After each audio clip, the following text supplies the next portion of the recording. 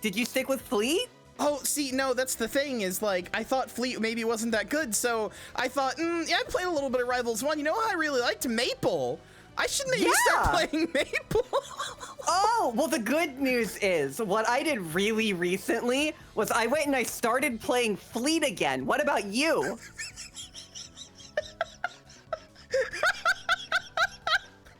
You're not gonna fucking believe it. No You're not way. gonna believe it. No way. Oh, chat, we just found this out beforehand on call. Okay. I was maining Fleet, and then I was like, man, I'm no good at Fleet. I should play Maple. And then I went in Dolly's chat, and Dolly was, I saw Dolly playing, and I saw Dolly playing Fleet, and I was like, oh, that's so cool, I love Fleet, but I'm playing Maple now. And Dolly was like, oh, yeah, I'm probably gonna switch to Maple. And then I thought, oh, well, we're gonna fight later this week. I should probably go back to Fleet so that, like, you know, we're not the same character. And Dolly did the same thing. So we both spent the last week practicing Fleet Week. Oh. We wore the same dress 3 times. Oh. With no communication between each other, for the record. No. I did not message Dolly at any point being like, hey, are you still like maining Fleet? Same brains? You don't understand. This is like the 16th time that Dolly and I have been the same person. It just keeps happening. I feel like literally every time I pop up in your chat, you're like telling a story, like a very specific story about your life that's like really very specific to you. And I'm like, oh yeah, that exact same thing almost verbatim happened to me. It's like, what the fuck? It keeps happening. Silent Hill 2 Remastered is bad. It's real. It's so bad. It's so bad. It's so bad. Oh, like, at least we have different Fleet skins. We got that going. Yeah. Yeah, that'll be good. No, that'll be really good. I'm really glad we have different Fleet skins. Yeah. Oh. I'll let you pick stage. I have no preference. Yeah, no, I don't either. I just random. Okay. Anyway. Except for this stage. I hate this stage. Oh wait, did we get hype? Oh fuck! Yeah, I don't like this stage either. All right, well we're starting out strong. That being said, I do send people to this stage on ranked when I'm like, oh yeah, when you hate them. When they kicked my ass last time, I'm like, fuck these guys. Literally. Oh, fuck. Anyway, chat, I don't know how much we'll be able to talk to you, especially, like, I don't talk to you during collabs anyway, but especially this. What you should know, though, is that this is my new obsession. I am so deeply obsessed with this game. I played so much Smash 4 and so much Ultimate. Oh, fuck, I pressed the wrong button. Okay, well, this stage is off. Blame the stage. Blame the stage. No, it was all the stage. I mean, it kind of was. There was no fucking legend thing to jump off of. Yup.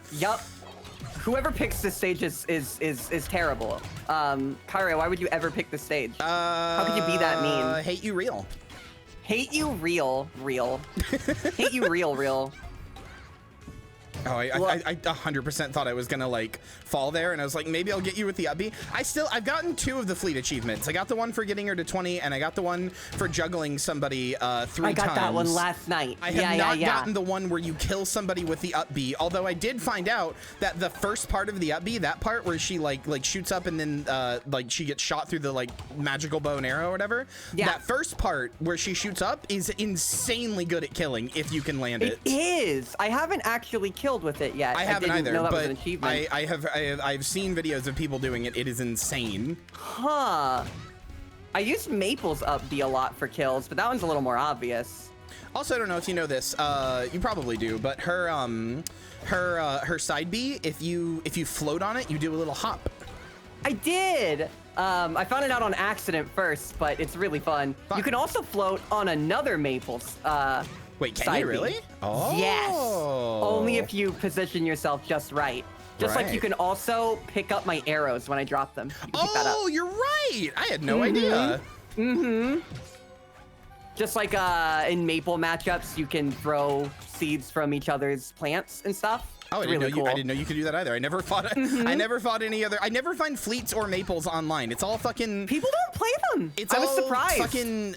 You know how I see it? No, I never see Zetterburns. Like my very first day I played, my first 10 matches in a row were all Arcane. After that, it was all Clarion. Really? I never find anybody but fucking Clarion and Arcane. That's it, brother. And a I don't see those Loxodon. Oh, A Loxodon if I I'm see feeling a lot. spicy. Rano I've been seeing a ton too. I never see Arcane players. That's wild. That is interesting. I definitely hit you with my arrow, but you were in the up B, which I guess protected you? It wasn't tried. I think like level of charge also depends on when it will break or not. It's weird. Oh. Fleet's just weird. Oh yeah, I did. No, I haven't told Oppers about this. The other day I was playing this in my Discord and I was streaming it. What? That was bizarre. Okay, rollback moment. I don't know if that happened on your screen. I did not. On my screen, I like did my up B and you rolled into it, or not my up B, my up strong, and you rolled into it, and the screen zoomed in and went purple for 1 frame, and then it went back to normal. And I was like, I was better than the game expected. You were. But yeah, no. So the other day, this Loxodon was kicking my ass, and I was playing Maple. I don't even remember the exact circumstance that led to this, but what ended up happening was I spent the 7 minutes of the 8 minutes of the ranked match with him hanging on the ledge, refusing to do anything, and me throwing Maple's acorns at him for the entire 7 minutes. I was like, one of us is gonna, like, he wouldn't get up off the ledge to get hit by the acorn, but I wouldn't stop throwing the acorn. I was like, one of us is gonna break. One of us is gonna break or we lose, and I don't, like, I'm okay with losing. My rank's already low. I don't care about losing. You're like, It was pride at this point. yeah, I was like, I refuse to be the one who played chicken here, or who like lost in chicken rather. Ah, damn it. I was really hoping I'd hit you with the back end of that. Oh, little creature. Oh, is that one of the skins you get for leveling up? That's so cute. That one I got from the store. It's her alternate skin from the store. I do not know what her level 50 is, and I don't wanna. I'm close. I've seen her level 50. I won't tell you what it is, but it's pretty good. Thank you. You're so kind to me. Thank you. Yeah, I got Maple's level 50, and it's really cool. Except for the fact that she just like rips ass. Yeah. Yeah, it would be cool if she wasn't like farting the whole time, but you know, whatever. Whatever, you know. My favorite skin in the game, so far anyway, is the Maple Bandit one, where she's got like the newsboy cap on and the little daggers, and it's really so lesbian. It's really so good. Lesbian. Problem though, all of the effects get replaced with money. Oh, she turns into a capitalist. She turns, well, she's like I guess it's because she's like a bank robber bandit type or something. So I kind of get it, but it makes me feel a little bad because I'm like, oh, look at me. Like it's almost like flaunting, like, look at me, I spent money on a skin, and it's like, I have money, you're real. And I don't have money. I don't want to like put that image into the ether. Oh, you're so much quicker at grabs than me. I'm so like, whenever I grab, it's really obvious. You can like see me going to do it. I never like put them as part of my combo because I don't think about it. They're so safe if you can predict when someone's gonna put their shield up, right? Oh yeah. I also don't shield, which is a huge problem. I don't. Yeah. Like it's weird because I played Ultimate and that's the shield game. Like I shielded a lot in that game. I just forget to do it in this one because it's so like aggressive. I don't know what's wrong with my brain. You still gotta build up the good habits. Yeah, I have so many bad habits. I had a lot I had to relearn. You didn't buy the $500 League of Legends skin. You can buy any skin you want. Oh my god. True. Oh my god. I can't believe that's real. Fuck, wow, that killed? Okay. I'm very surprised that killed, actually. Like, literally maybe my only complaint with this game, and it's genuinely my only complaint, is that, like, some stuff, like, doesn't have the oomph. Like, it's not that I think that shouldn't have killed. It should have. It's that it didn't do, it didn't look like it was going to. It didn't do, like, the oomph or anything. It didn't have any, It feels like I'm playing Smash 4 again, you know? It didn't have, like, the particle effects. It didn't have the big, like, zoom in. It didn't have any of that stuff. So it's, like, because that happens much more rarely, I feel, it's kind of harder to know when you're gonna kill. Yeah, I've learned more by the numbers and the hits than by the visual effects on screen. Yeah. Yeah. Like I'm definitely like, I can tell like when I'm close to the edge, I'm like, oh, I've gotten to the point where I'm like, oh, that's gonna kill. But it's like, it doesn't have the same like satisfying, like, holy shit, I fucking ass blasted that guy, you know? Right. You gotta get a good spike for that. It's like the only thing that does it. What? No, no, no.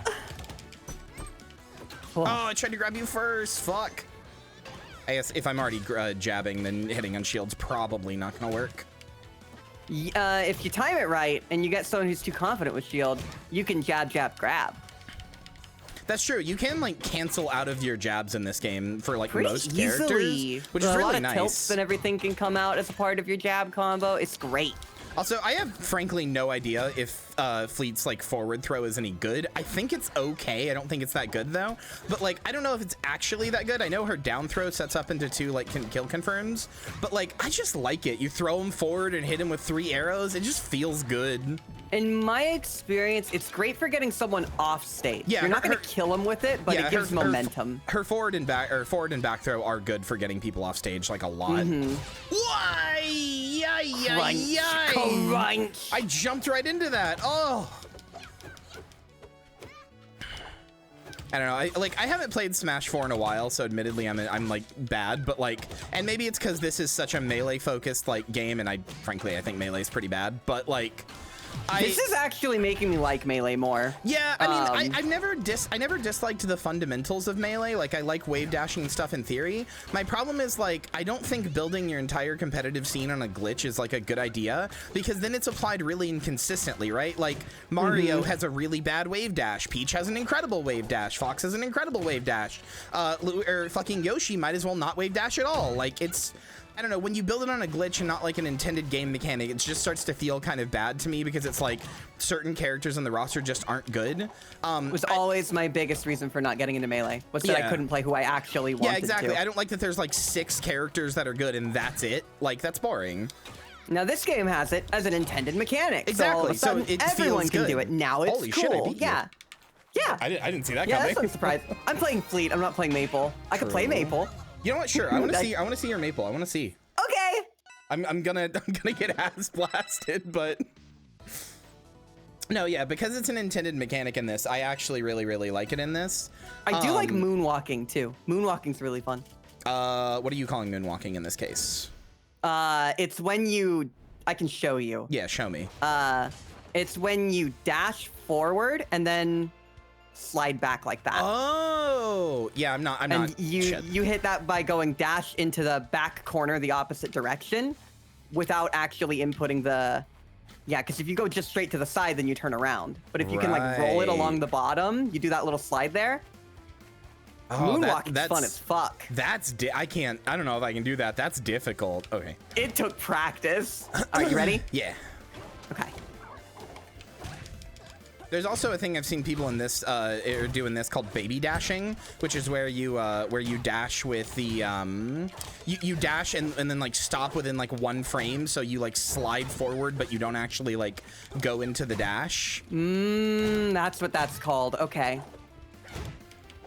That one I don't like because it's a 1 frame thing, but yeah, it's very hard.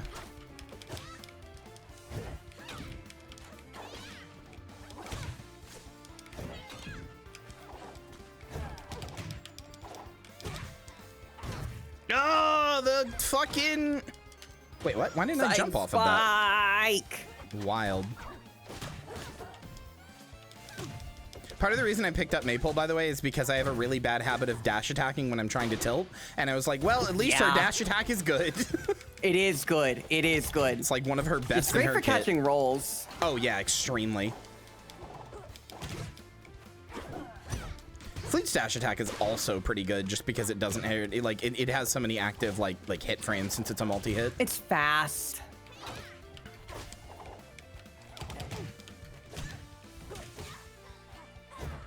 God, I'm so bad at hitting that. I should have down spiked you there.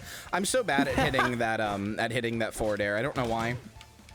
It's weak. Oh, the spike? Yeah, the forward air on Maple, I mean. Something I got in the habit of doing was just jumping into it. Like standing at the ledge, just jumping and pressing the button. And just doing that. Like that? And that helped a lot. Oh. Because if I'm inputting a forward direction, you know, that's one thing. But if I just do a little jump, like that... Are you using the C-stick for that? So if you do a strong attack in the air, it won't do neutral air, it will do forward air. What? Yeah. What? Yeah. Wait, Yeah. what? Yeah. Wait, yeah. what? I had genuinely, I didn't bind a button to strong for a while. I was doing the direction plus A thing. I did not realize that. Oh. Oh. That's how I hit it so easily. I do C-stick for all my aerials, except sometimes when I'm trying to do that. If I'm just trying to go straight up like that, but I do also C-stick for my aerials.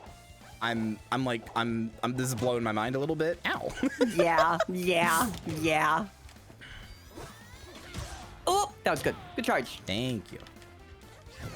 Oh, I like your little fucking Birth of Aphrodite clam pearl. That where do you get that? I gotta get that. I got that in the store. I think in beta. Oh right, no, I know where you get it. Yeah. That's me. That's fucking Aphrodite. That's the thing she was born in.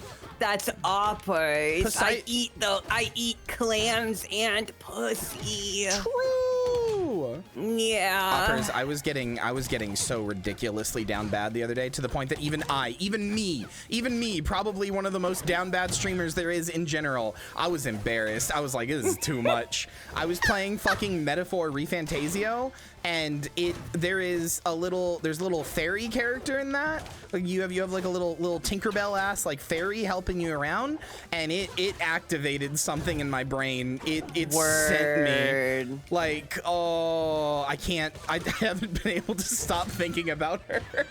That fairy got that good girl energy, you know? Look, there's something mischievous and cute and bratty about those little flying cockwarmers. That's all I'm saying. I can't help myself. They're good. Yeah. It's okay, Faye. I also do have class and eat pussy, so don't worry. Oh, I read that as glass. I thought it said I eat glass. I also eat glass. I do also eat glass. I can fix that. That stage that we were just on, the like small purple one, I also don't like that one that much. Yeah, it's just a little small. Okay. I do it when I want to fuck with someone who's got long range, right? Yeah, no, I mean that's what I like as a fleet player. I'm like, ooh, I hate this stage. It's a solid fleet counter pick. My favorite stage, honestly, is the earthen wall or whatever one, but that's mostly it's just because I like rock wall. I just like the music on it. It like the Crag song is like that's the Rivals of Aether song to me. Same, actually.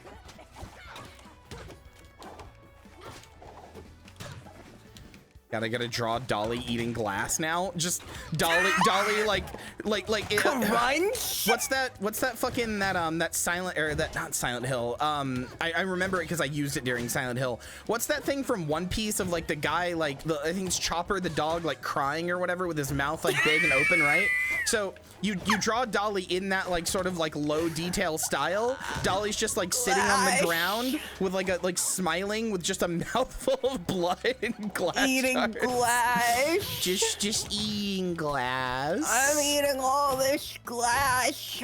Anyone else hungry? Yummy glass. Yummy. He's a deer, you Philistine. I don't watch One Piece. I don't know. When do I have time to watch anime? I already watched my one cringe shonen for my lifetime. It was Naruto. I'm a Naruto kid, okay? You can't do it again. You can't do it again. You get one. You get one. You get to be obsessed with Dragon Ball, Bleach, Naruto, or One Piece. Pick one. That's it. Pick one. And if you have two, make your choice right now. Yeah. You have one. If you were born past the year 2000, you also get My Hero Academia, but only if you were born past the year 2000. If you were born in like 1999, even then, maybe reconsider it. Yeah, reconsider that one. Reconsider the Kid Cop show. I remember when Jujutsu Kaisen was coming out. That's what one of my friends described it as. They were like, I don't have time to watch another shonen show where the kids turn into cops. And I was like, you know what? God. You're so right. Like I even liked I liked the first like little bit of Jujutsu Kaisen that I saw, but I was like, you're right. That is what it is. ACAB stands for Anime Cops Are Bastards. That's true. I fucked up. I prefer Naruto. I prefer Naruto too, not just because they become soldiers and that's objectively funnier, but also because like eye stuff is cool. I'm just gonna say it. I'm not too old or proud to say it. It's cool when thing happen with eye. When somebody has like eye that makes them super powered and it like glows fucking blue or red or something, or they have like black sclera and then their like orange pupils glow when they fucking. That's cool. That's cool. I like eye stuff. That's cool. Sick. That's cool. It's That's sick cool. as hell. Didn't make Naruto good, but it was cool. It was sick as hell. The Sharingan is sick. You can't convince me otherwise. They got them veins around the eyes, and it's like, damn, what them veins do, you know? Like. Also, your maypole is in fact very scary. Jesus Christ. Yeah. You like Sans? Yeah, Sans is great. Yeah, Sans is cool. Sans, I really thought it was great when he went. I thought it was like really horny. You almost made me, it almost made me spit out my drink. That was such a perfect recreation of the noise. Holy shit. I like took a big gulp of soda and then I almost fucking spit it out. Oh my god. I gotta make distance on you. You fucking I know how to play Maple to an extent, so I know this is the point, but you're on my ass. I can't get off. I can't get you off. Fuck. No. Oh no. Okay. You're getting McDonald's, love? Yeah, I just got like a cheeseburger and a slushy. I mostly just wanted the slushy. Slushy. Is this just a me thing, by the way? Sometimes I'll get food like McDonald's or Subway or whatever, right? And I'll realize I just wanted the soda. I didn't really want the food. I just wanted the soda. And as soon as I'm done with the soda, I'm like, I don't want the rest of this. Why did I get this? Like I got the food out of like obligation. Like, oh, I'm going to. There's a social contract you fulfill when you go to restaurants. I'm going to a food place. I gotta get the food, but no, I just wanted the soda. Oh, I thought I got you for a second. My beloved. I did not know that could kill that well. I thought it was honestly. I thought it was kind of terrible. It's actually one of my favorite kill moves with her. You can get some really early ones. This is another problem I have. I'm really bad. Oh, I just realized that's how you kill when if you grapple somebody up in the air. I thought you did another up air. Okay. If you go, you can do another up air, but you have to do something that doesn't have up frames that's gonna kill you. Right. Because like if you have enough frames when you go up there, you're gonna be going up while they're going down, and it won't work. That's you gotta do it when they're right. still going up. Oh my god, I'm also really bad at using Maple's fucking down air. Or, yeah, down air, the one that like makes the little thing come out of the ground. I know how it works, I just forget about it. It's really weird, but when you get it, it's one of your best zoning tools. Hold on. Because like it's safe. I'll show you my Maple. You show me. You go back to Fleet. Okay. We'll swap. We'll swap. We'll swap them. I can also show you how unfortunate the bandit Maple skin is. I've seen it once, and I didn't pay. I saw the chains, but I didn't see the money. Everything about it is so cool. Look, even when I land. That's a lot of money. Even when I land, there's money, and when I do all. I like the color palette there. Like that's awesome. Yeah, this isn't the default one. This is the green one. Yeah, that's the green one. Oh, I gotta adjust. The jump into strong for the forward air is insane. That's such that's such tech. I never knew. Oh, that makes that so much easier to hit. That was one of the things I picked up on at first because I was fucking with button inputs and I had to rearrange them a whole bunch, and I found that out and I was like, okay, this is useful. Oh my god, he has a little hat! Yeah, they all get little hats. It's so good. Oh, good. Little Opper told me you were playing a game with her. I am. Oh, hiya, Posh Cat. Hello. I'm playing a games with zombies. God, I love Maple. Oh yeah, you probably know this about Maple too, but if you do her up air as you do a jump, you like go higher. Because you're like, I guess you're like helicoptering, helicopter. yeah, which is very funny, just conceptually. Oh, that's a lot of money just floating around there, Maple. You see what I mean? Like, there's so much money. You robbed the bank, and that's like poggers or whatever. That's But why are you but... doing that? You gotta flaunt it now. You're gonna get. Come on. At least be tactical about it. Hold on, I want to show you if I can. Here you go. Look, he's got a little bandit mask. Oh my God, Terry! It's so good. It's so good. I love Terry. Ah, good grab. Oh my God. He also has a little bandit mask. Oh my God. Did you eat my little meat thing? How dare you? I sure did. I didn't think it would make the noise. That's really funny. Yeah, I didn't think it would either. I didn't even realize it did till I heard the like. Yeah, I was like. Does it give you anything, or does it just let you eat it? I think it heals me, but I wasn't paying attention to my percent to notice. I wasn't either. Oh. That felt dirty. I mean, that felt like it should have killed me. Yeah, it really did, didn't it? Okay.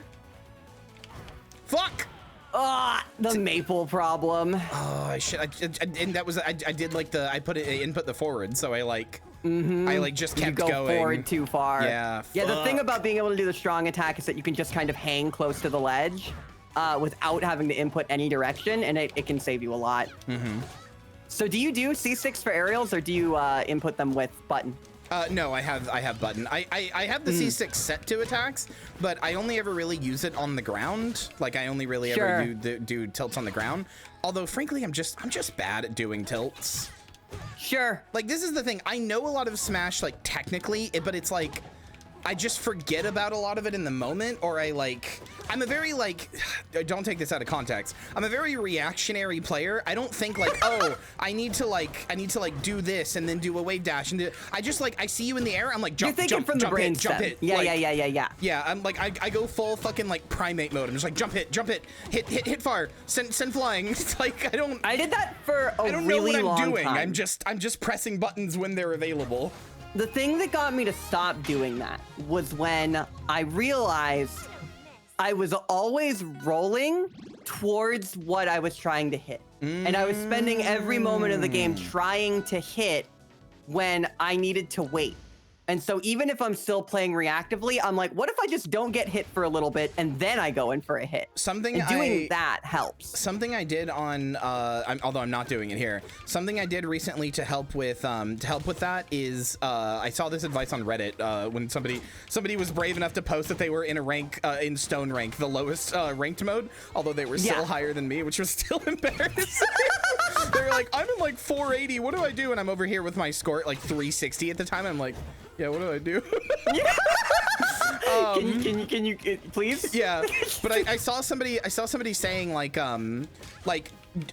just literally just dash dance in place and do not like go try to hit somebody until they whiff an attack. Like just like don't be on the aggressive. Wait until they do something, and that has helped a lot. Like it's obvious advice, and I knew that, but like I'm so reactive in the moment. I'm just like I haven't hit them. I gotta hit them. Like it's also why I'm really bad at DIing when I'm getting I'm really bad at DIing when I'm getting comboed, because I'll keep like pushing towards the person because I'm like I gotta get in this combo so I can hit you instead of like, oh, I should push away from them because I'm getting comboed. I'm like, surely this time as they hit me, like this time I'll get out, this time I'll get out, this time I'll get out, and then I'll hit them. The other thing was I needed to grab more because I realized what people could do, and I'll do it here actually. Go for it. Oh, I was gonna let you come at me and then do it from there. Sure. Yeah. Well, then you grabbed. So. The thing is, if you aren't grabbing, all I need to do is shield and then grab you, right? Like if you do any other move, everything is safe. Yes. You're not gonna break it on one go. And when people are playing that and they're just constantly going toward, there you go. See, I shielded because that's my reaction, and it already worked. No, yeah, it presented you with an opportunity, got me off stage. Grabbing will fix everything. Also, you can't accidentally dash attack when you're grabbing, which is great. That's true. Yeah, no, I do like dash attacks as a concept. I just wish they weren't so easy to do. Like, that is my dash attacks have always been my like one bane in Smash, where I'm like, I can learn all the other stuff, I can do all the tech and stuff. I just wish it was easier to do, like, to not do dash attacks sometimes more than anything. And I think it might be like this in Ultimate, which is why I'm getting confused. I hate that if you are running and then you input on the C stick, you still do a dash attack. Yep. Is it like that in Ultimate? I hate it. I don't think it is like that in Ultimate. I think in Ultimate you do a tilt. Like, if I sprint at you and then do like point in a direction, you do a tilt. And that might be why I made the switch. Yeah, because in this you do the dash attack and it fucks me up because I'm like, I can't do my tilts. I found a somewhat solution to this if I can. Yeah, what's up? So you've got normal dashing and moving and all that, but then you've got wave dashing too, right? Do you know how to wave dash? Yeah. Yeah. Oh, wave dash. Yeah. Yeah. I'm not that consistent at it. A wave dash does not go in to running. So you can wave dash into any tilt you want because there's no actual run animation. And so I've tried to make an effort to approach with those when I know something is going to hit because it'll be a way to more guarantee it. Right. Okay. That makes sense. Yeah. That's me also trying to figure it out. I didn't like Melee either. Yeah. I recently downloaded Melee just because I was like, you know, this was making me go like, maybe I should look at it. Maybe I should give it a shot. So I downloaded Slippy, which is this like special version of Dolphin that has like matchmaking and everything. I downloaded Slippy and I was like, I'll look at Melee and see how it looks or whatever. And it's been a while getting like the Melee HD like texture replacement that makes it not look like ass. Because I'm sorry, this is my other problem with Melee. I think that game is fucking ugly. Like, I don't think it's ugly because it's a GameCube game. There's a lot of really pretty GameCube games. True. I think that game Wind Waker's right there. I think that game is ugly as sin. I actually agree with you. I didn't at the time. It was groundbreaking. Yeah. Right? When it came out, it was really good, but it has aged very poorly. Ugly. I also think, yeah, it has aged. Fuck. As a GameCube game, even I think it has aged very poorly. It's ugly even for a GameCube game. It was like 64 aged better than Melee did visually. Oh, absolutely. There's actually there's a pack you can download for Slippy called Diet Melee that is meant for like it's meant for low-end computers, so it removes a lot of like the background and stuff like that. It looks like 64? No, so the original doesn't, but they spun it out into three separate versions. There's Diet Melee, which is just like a low. So Diet Melee makes it so they're the lowest poly versions of themselves, the like LOD models, which doesn't look like 64, but it does look like worse, and it removes like background and particle effects and stuff like that. So it takes away all that stuff, but then there's another version of it that intentionally replaces them with like almost exact copies of the 64 models, so you can play with like 64 people in Melee. It's very funny. Yeah, no, it is cool. And then there's another one that does like Wind Waker style shading called Animelee, like for anime. And that one's pretty good. I played a little bit with that one. But anyway, so I downloaded Slippy and I realized I found this out upon downloading Slippy. I didn't know this. You can't turn off tap jump in Melee. What? There is no control customization in Melee. If you press up on the stick, and this is a game where like what you're doing with the stick already matters a lot, right? Like whether or not you're pushing it all the way, whether or not you you started slow to walk or you pushed it to dash, whether you're pushing it for a tilt or whether you're doing a regular jab or a dash attack, like how your stick is and like where it like, you know, like its position already matters so much in Smash, right? And in Melee, if you press up at any point, you jump. You know what the fun thing is? That sucks. That's actually how I played competitively until about halfway through Melee's Ultimate's lifespan. I went to tournaments playing like that. I mean, you're clearly not alone since Melee's so popular, but I guess I actually didn't think Melee lacked the customization controls. I didn't because think it I did realized either. why it became standard, right? Mm-hmm. And I eventually, you know, I got better. And I stopped doing that. I mean, it's kind of funny too, because like when I was first getting into Smash on like a competitive scene, people were like, "Oh yeah, turn off tap jump. It sucks." That's why I didn't. Oh, that felt so. There you go. Oh, you got it. You're right. Got it. You can in fact. Okay. You can in fact just jump and you can jump and hit strong. I got you. Oh, okay, that's good. That was good. Yeah. Oh, that feels good. All right. Yeah. Whew.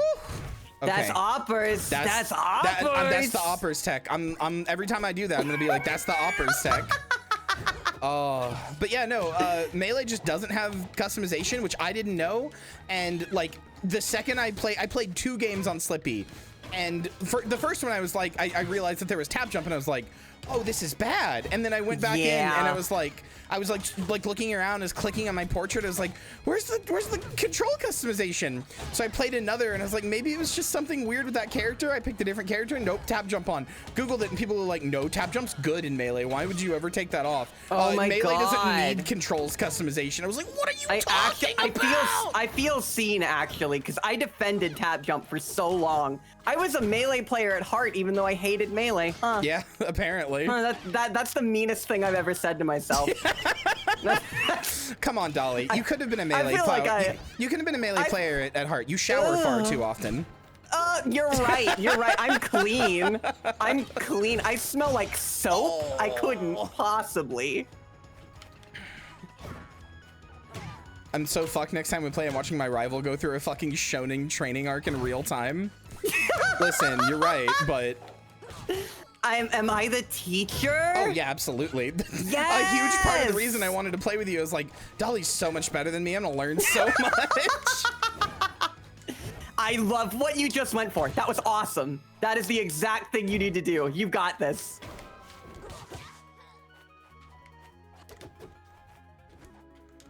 Yeah.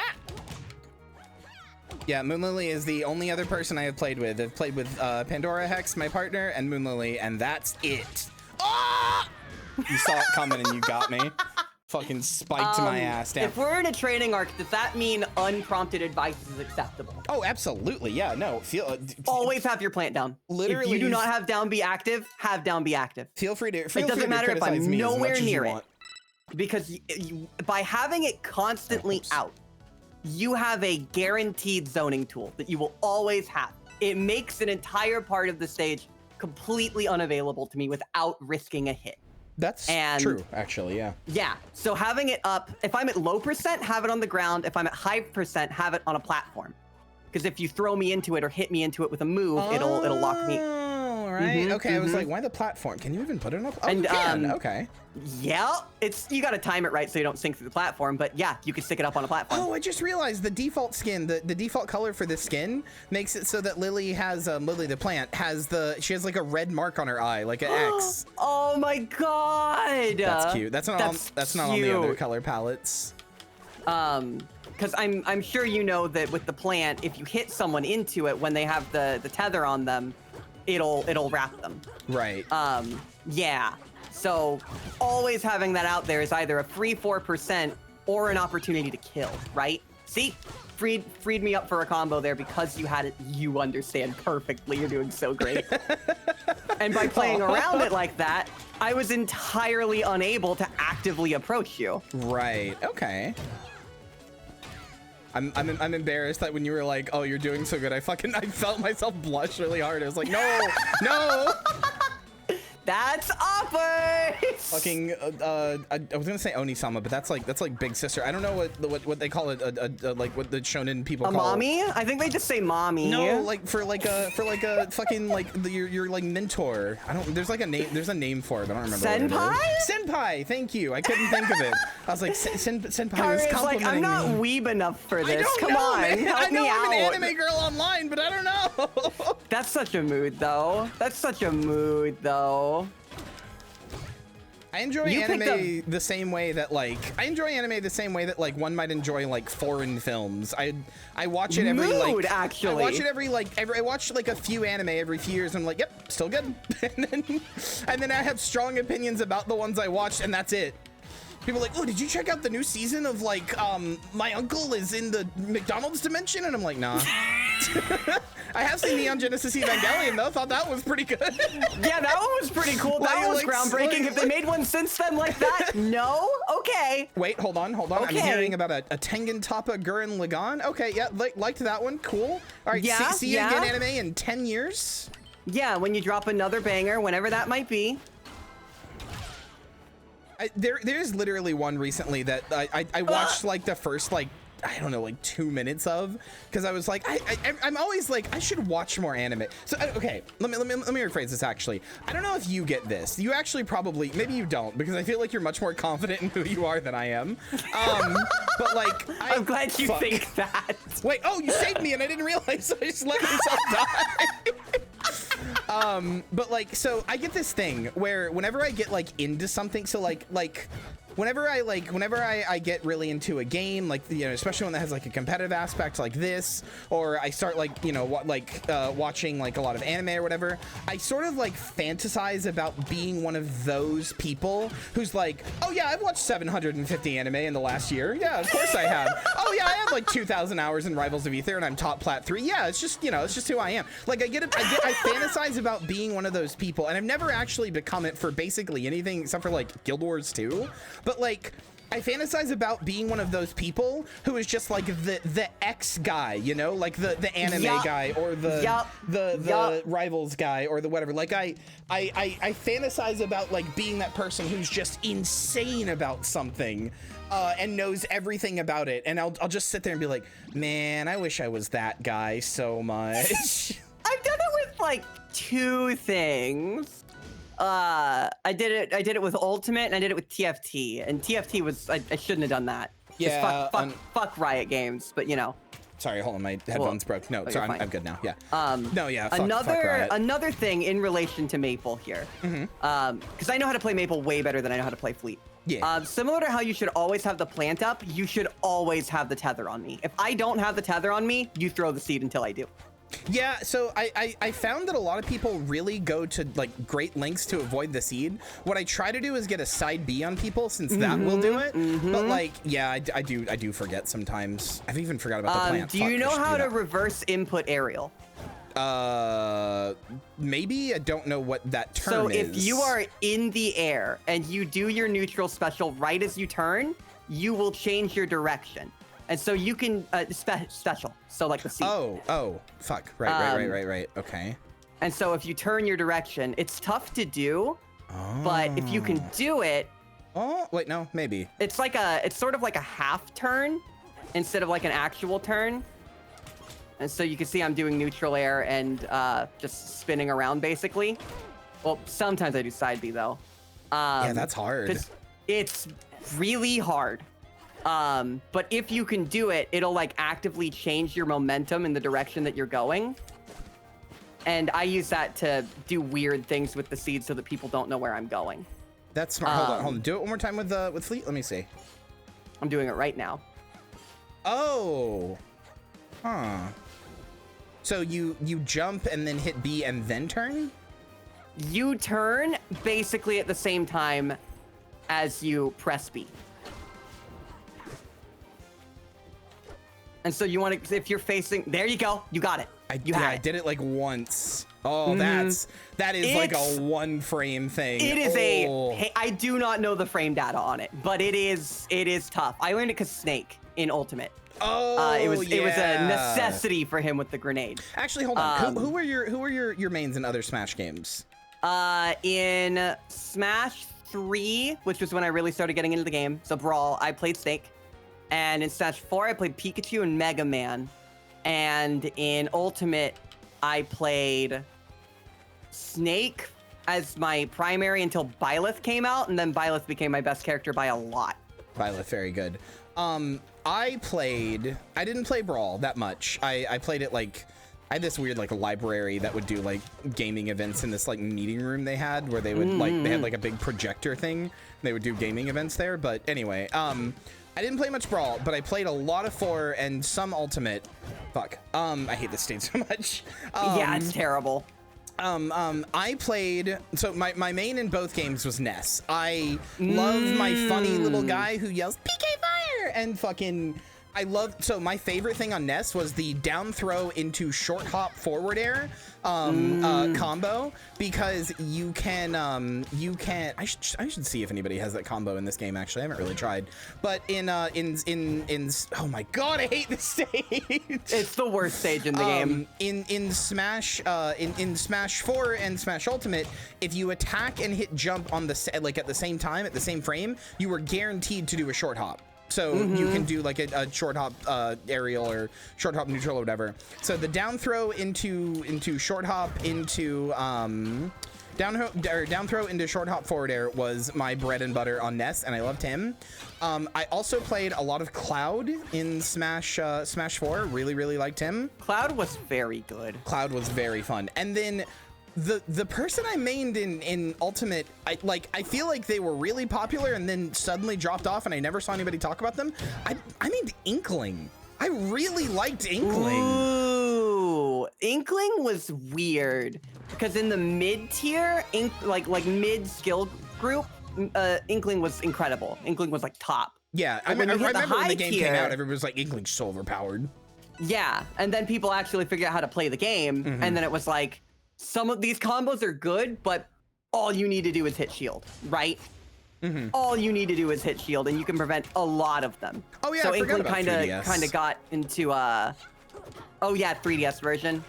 It's just 4 but worse. Yeah, I mean, I actually did have a different main in 3DS, partially because the controls were worse. I played a lot of Toon Link. Not any of the others. I just liked Toon Link.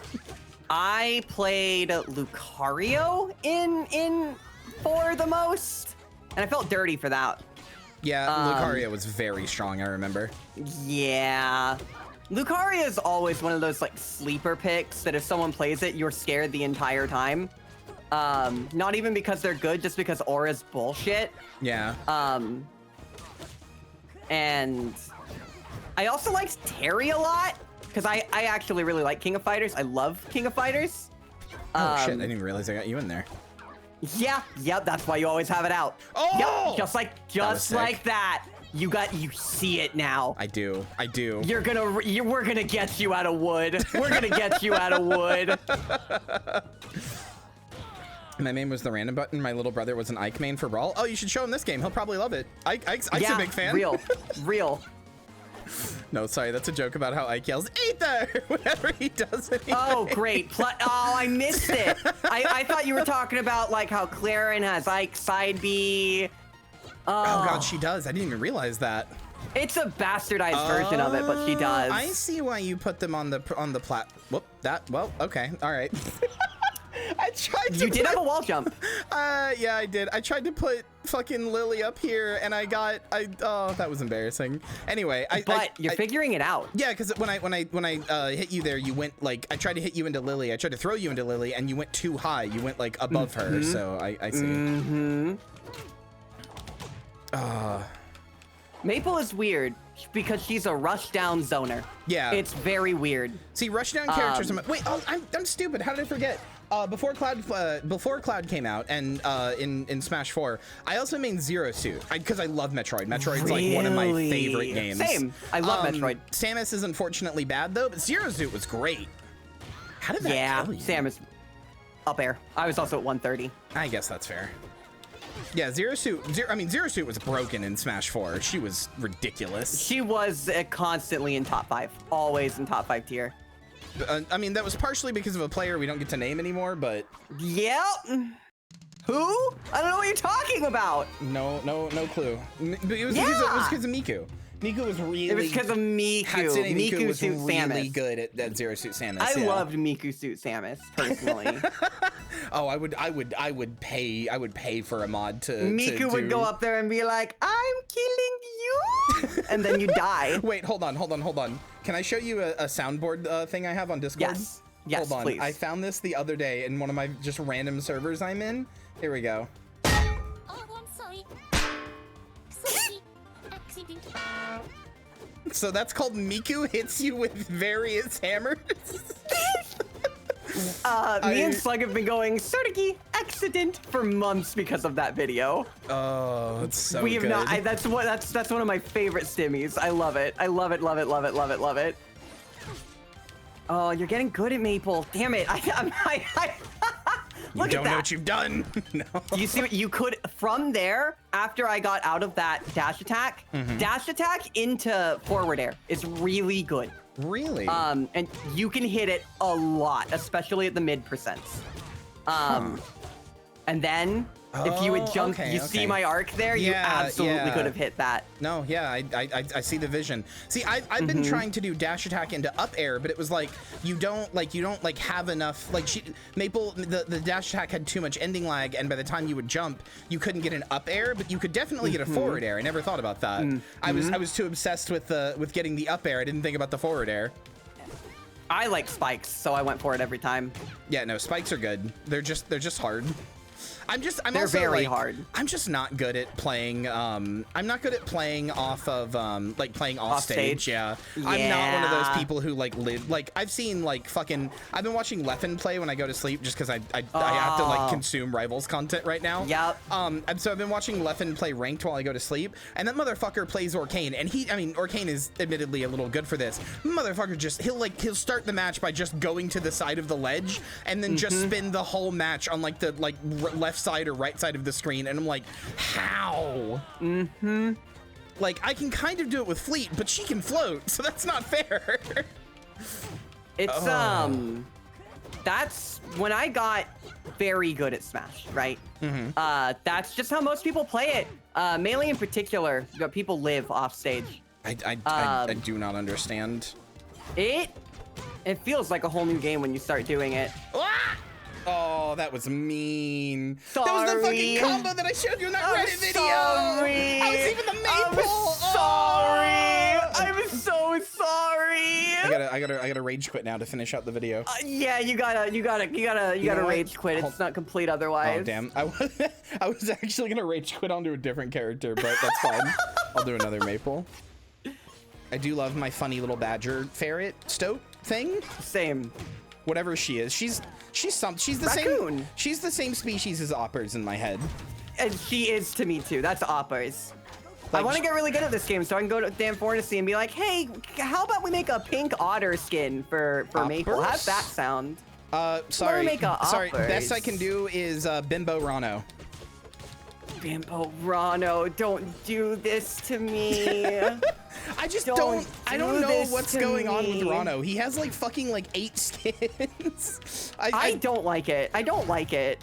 I don't like Rano very much, but that's because I don't like Sheik, and admittedly I don't like Sheik because of totally irrational reasons. I kind of hate that Sheik like overshadowed Zelda as a character. Like Zelda and Melee, terrible, bad, don't play her. Sheik is a top character though, and I hate that. It makes me mad. Yeah. It's a shame that that's what happened to Zelda in every single Smash too. Yeah. Her kit was never good enough to even enter like mid tier. She's like okay in Ultimate, and that's it. And even then, some of those frames are just not kind to her. Nope. Her, I should have hit you with a strong attack there. Down smash is your fastest smash attack. Oh, is it? Yes. That was one of my problems with Mabel, is she doesn't have a good smash. Oh, yeah, no, you're right, it is. Down smash comes out so fast, especially if you don't. Thank you for the tip. Yep. Sorry, I feel like an asshole. No, it's fine. No, it's fine.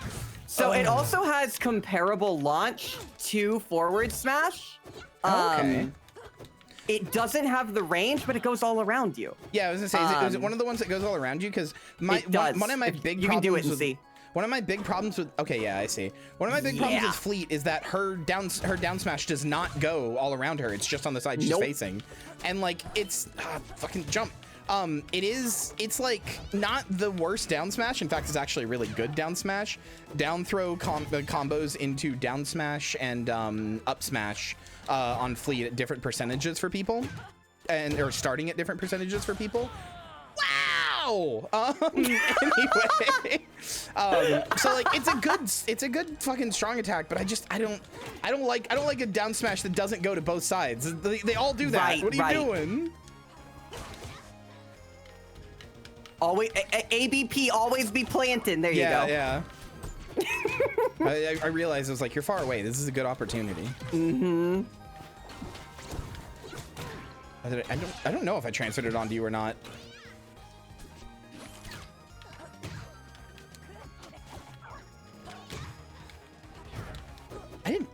Hold on. That's interesting. Hold on. Can you like jump off ledge and like hover near me? Yeah, you can grab people when they're in the air. You can do this. I'm trying. Whoa, There you you go. can. I Yeah, didn't know you can that. grab them when they're in the air, period. I didn't know that. Okay. Mhm. It's how people can grab chain. Oh, okay. I'm learning so much. Mm-hmm. I'm happy to help.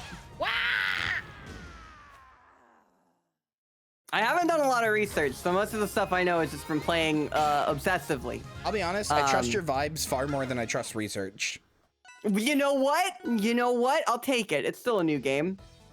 It's not even just that it's a new game. It's like, I don't know, like some people they've just got the vibes based sauce, you know, like as much as I love this game and I love Smash in general, like I'm weird because like the base Smash is a vibes game. It's a vibes game, but also like the base mechanics of Smash click for me, right? Like I picked up a controller and within like 10 seconds I was like, oh, I get it. You were zipping and zooming. I get how you kill people. I get like I can like picture the engine, the model in my head, you know? I get like how to do things. But the advanced mechanics do not click for me. Like I'm like, how did you do that? So like it's so much more vibes for me than like, okay, so here's a guide on how exactly to Dacus, and I'm like, I'm not gonna remember this. I don't know.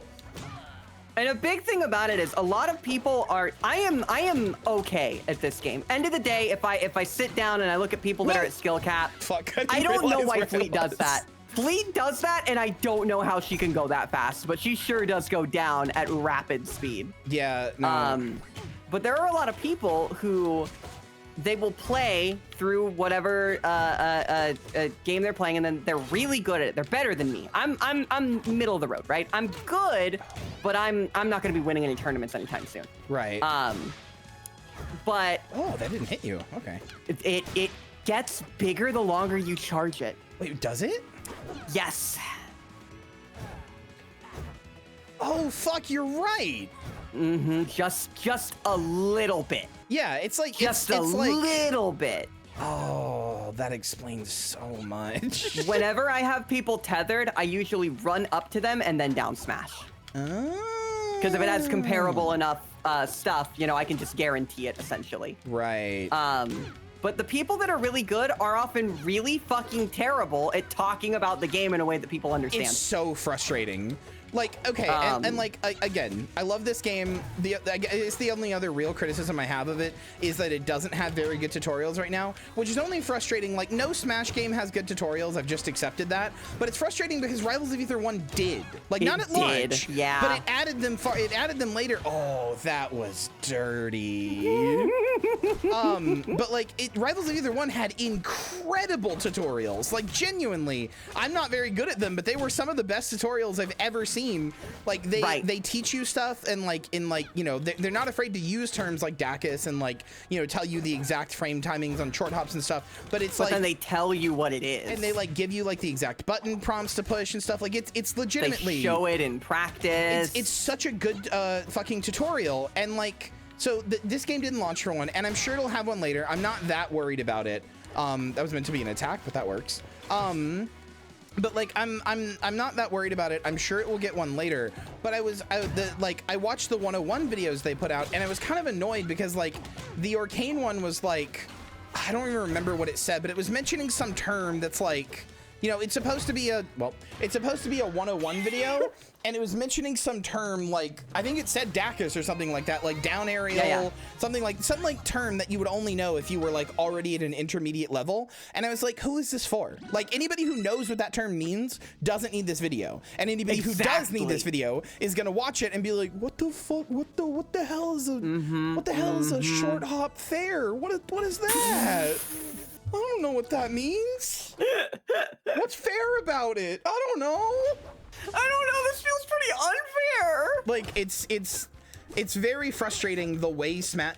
And like, I was looking online. I was looking at the subreddit on release day, and you know, people were basically making the same criticism, that it needs a tutorial mode, and that, you know, it is going to hurt the game's longevity, because like there's a bunch of people who bought this, excited about it, didn't have a tutorial, got their ass kicked got their shit punted in by melee heads, and then went, oh, this sucks, and then they'll never play it again, right? And that is bad. Although it does have a daily active player base that's still higher than the entire lifetime player base, the entire lifetime peak of Rivals 1. So I think we're in good hands. Good. That makes me really happy. Yeah, no, it is really good. So like, I was looking on the subreddit though. Did you just get me with the? You did something there. I don't remember what it is. It was like the fucking like back throw or something. The back throw arrow. It shoots out like 3 arrows at once, and you got me with one of the little arrows. I didn't even know that could hit. I thought it was just a particle effect. I've never seen that happen. It's just at really specific percents, and on every character has a different weight, so it's a different percent. I have no idea what they are. Yeah, yeah. Some people can DI into them too, depending on stuff, but you know. But yeah, so I was looking online and people were like there was this one comment that I will not forget for a very long while. I'm not gonna, I'm so mad. The food bounced off of me into you. Yummy. What the hell? Yummy. I've literally become combo food. That's not fair. Snack. But yeah, there was this comment that was like, or there was a thread that was like about how it doesn't have tutorials, and like some of the more like lower downvoted comments were like, oh, there's 30 years of Melee tutorials, just go watch those and Shut stuff. up! And then, like, yeah, first of all, it's a different game. Like, I understand it takes a lot from Melee. I know that Dan is like a Melee head, but like, it is a different game. But also, there was this one comment that was like, you like any baby that plays this game needs to understand that there's a lot of Melee tutorials already, and besides, you should know that when you play this game, we don't us Rivals heads, we don't cry about it when we lose and go, oh, that move is bullshit. We go, oh, I wonder how they did that, and go into training mode and learn the move ourselves. I was like, what is this Mr. Miyagi bullshit you're on? Fuck off. Melee players are the worst. Talking about. And like, not all Melee players, right? Because like, you know, hashtag not all Melee players or whatever. Yeah. But the thing about it is like, Rivals has a nicer community than Melee does. Oh, by a lot. And it's always weird to see those people that are like, actually Melee is the best game in the world in the Rivals community, because it's like, wait, how did you get out? How did you get in here? Get back in your box. What are you doing? How'd you escape containment? You're not supposed to be out of here. Yeah, what the fuck? What do you mean? You know what I unironically think it is, and like maybe this is an insane take from me. I unironically think that part of the reason this game has such a good very good.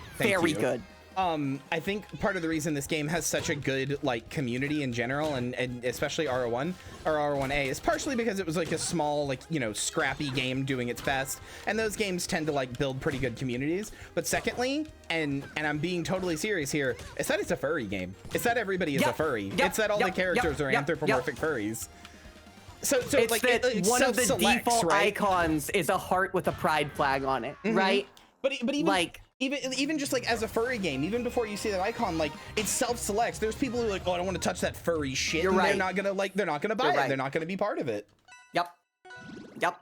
Which is, and you know, it's a great way to keep people out. I mean, furry hate is just thinly veiled homophobia repackaged, if you want my opinion. Literally. If you don't like furries, interrogate why. If you don't like furries, is it because they're weird and they're degenerate? Wonder where you got that term. Wonder why you think that. Wonder where that term originated from. I wonder if there's any particular point in time that term originated from in its use. God, it's so astounding to me to like I've said for years that like furry hate is just like not even thinly veiled. It's just homophobia, right? It's just homophobia. Absolutely. I've said that for years, and like every once in a while when I say that, I'll get pushback on it. And somebody will be like, no, I just don't like furries. I don't care about gay people or whatever. And you know, it's always someone younger. I notice it's always someone younger. And the way I know that it's somebody younger is because I was on the internet when we called them fur, word afterwards that I can't say on Twitch. And it's like, I remember when everybody did that, when it was get out of here for that word, and it's like, wonder why that was the word they chose. Wonder why that was the one they appended to furry. It's almost like making the entire group equivalent with homie stock. Homie stock. Homie stock. I tried Homie stock. to put down Lily and I fucking died. Shot myself straight to hell. Good night, Joey. But I really, love you. Well, good night. It's genuinely tragic and it's awful. Land, you little fucking fox. No. I think it's very funny that they made Fleet a fox and they made Zetterburn a lion, because it would be so funny to have a fire fox in this game. It would be so funny. I kind of hope Fleet gets like a fiery skin one day. Same. Oh god, what if they Good oh, wall. I meant to do the up B and I had it angled wrong. You can so far as I know, the minute you wall jump, you can input the next move. You don't have to wait. So you can go real fast with it. You can just Y up B, real fast. Because once you get Maple's like offstage cycle down, you can recover from surprisingly far away. Fair enough. It took me ages though. I literally went into training and not to sound like that melee person, well, not to sound like our straw man from 5 seconds ago, but all right, Mr. Miyagi. All right. Oppers Miyagi. Excuse I me, see what's going on. It's Mrs. Miyagi. Thank you. Oh shit, he got married. Good for him. Yeah, I gold men. What can I say? You know? You know? Oh my god. But it really does, it's the hardest recovery that I've found, but it is good once you get it. But god, is it tough. It's tough. I have the same problem with Maple's like down air that I have with Fleet's, which is like Maple's like comes out on the ground, right? Like it's that little spike on the ground. Every time I go to use it, somebody's under a platform. Every time, and like so like it goes in the platform above them. I don't know what to do. I guess that's I just why have I to use pick it flat earlier. stages. I pick Ethereal Forest a lot because there's only one platform on it, and it lets me use it more. Oh. That's smart. Also, it means there are less places for my plant to go, so I can effectively block off either the platform or either half of the stage safely. Because it's just great zone denial, right? You can claim a part of the stage. I do it whenever anyone's off stage, because like, you know, Maple's real fast. I can zoom around, and so if someone's far away from me, I can just run to the other side of the stage and put it down before they hit me. What? I love what you just went for. Good job. Good attempt. I was trying to upbeat you. I love your spirit. That was fantastic. Every once in a while, I'll do like an incredibly impressive combo, and I don't know how I did it. And then I'm like, all right. Like if I go back play by play, I'm like, all right, I know what buttons I pressed. I know like you know how I did it. I just don't know how I got like the timing right. Wow, that killed. Okay. See, another thing with Fleet, I'm not great at remembering to use. Not even not remembering. I'm not great at using her fucking like chime echo thing. Like her. Oh, it's weird. It's like so many things don't apply it is my problem, and then when I do and then get it you applied, can just do what you just did. Yeah, when I do get it applied, someone always fucking like puts it back on me. The best use case I see for it is to grab someone, because if you press special while you got him grabbed, it'll automatically apply it. Oh yeah. And then do a forward air, because that amount of time is not really enough for them to hit you. That would be pretty hard to come back, yeah. That's the best use case for it I've found. Otherwise, it just seems messy. But I keep trying to use it because I feel like I'm supposed to be good with it, you know? No, right, it feels like you're supposed to. Also, the biggest downgrade, what's the opposite of a glow up? A powering down, whatever. You know I love you, right? The biggest downfall that this game had is that Fleet's like little indicator for her thing used to be the yellow stamina dice from Dungeons of Aether, and then in the most in the next fest thing before release, they changed it to be the arrow indicators. Oh. Yeah, it used to be a yellow dice that was like, I you know, can 3, 2, 1. understand why. Yeah, like what you have now is more readable, but like, you know. Oh. As a big Dungeons of Aether fan, I was like, no. I played it for the first time yesterday. It's so fun. It's so really fun. I actually really like it. Also, Eve, I liked it. Hey, it's your best stage. Oh yeah, it is. Eve, I liked what you said earlier. Melee players, when anybody wants to play their fighting game or whatever, when I was talking about the Mr. Miyagi stuff. Oh my god. Very true. It's awful. I can't imagine gatekeeping a game. Like, why do you not want to have an active community? Why? What are you doing? These motherfuckers be like Mr. Miyagi your way through training mode until like you've learned everything about the game and every nuance. By the way, why is Melee dying? Like, yeah, real.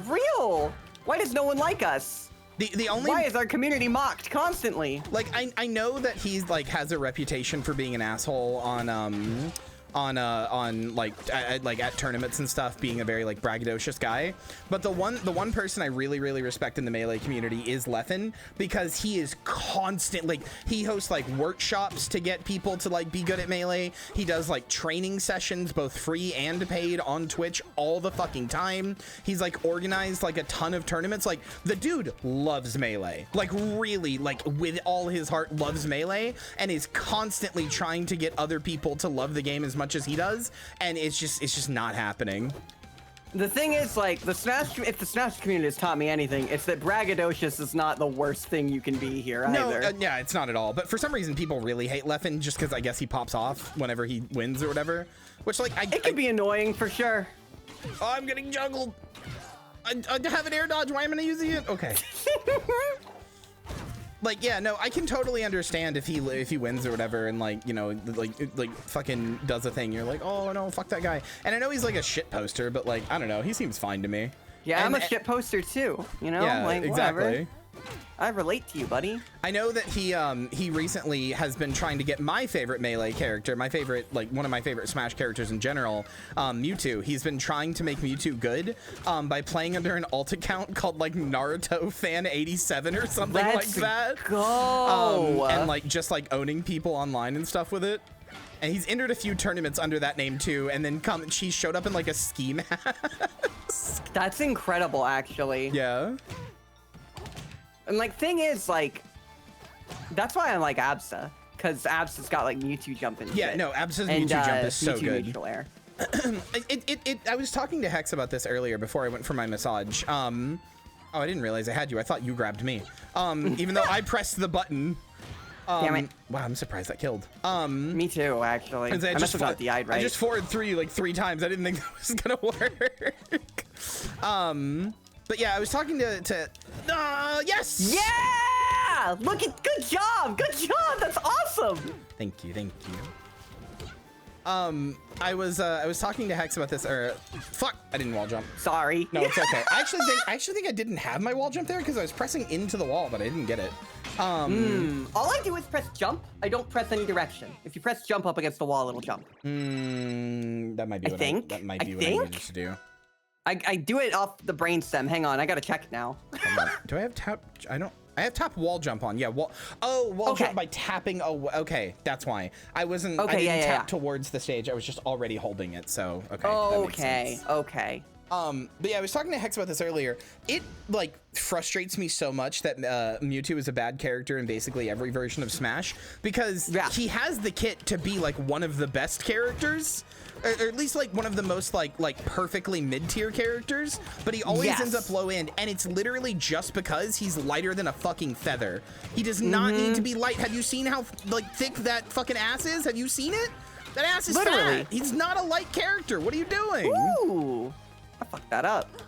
I got overconfident. I kind of like wall ledge you, or like ledge hogged you there by accident. You really did. It wasn't on purpose. I was just trying to get back to stage. It worked out for you. So good work.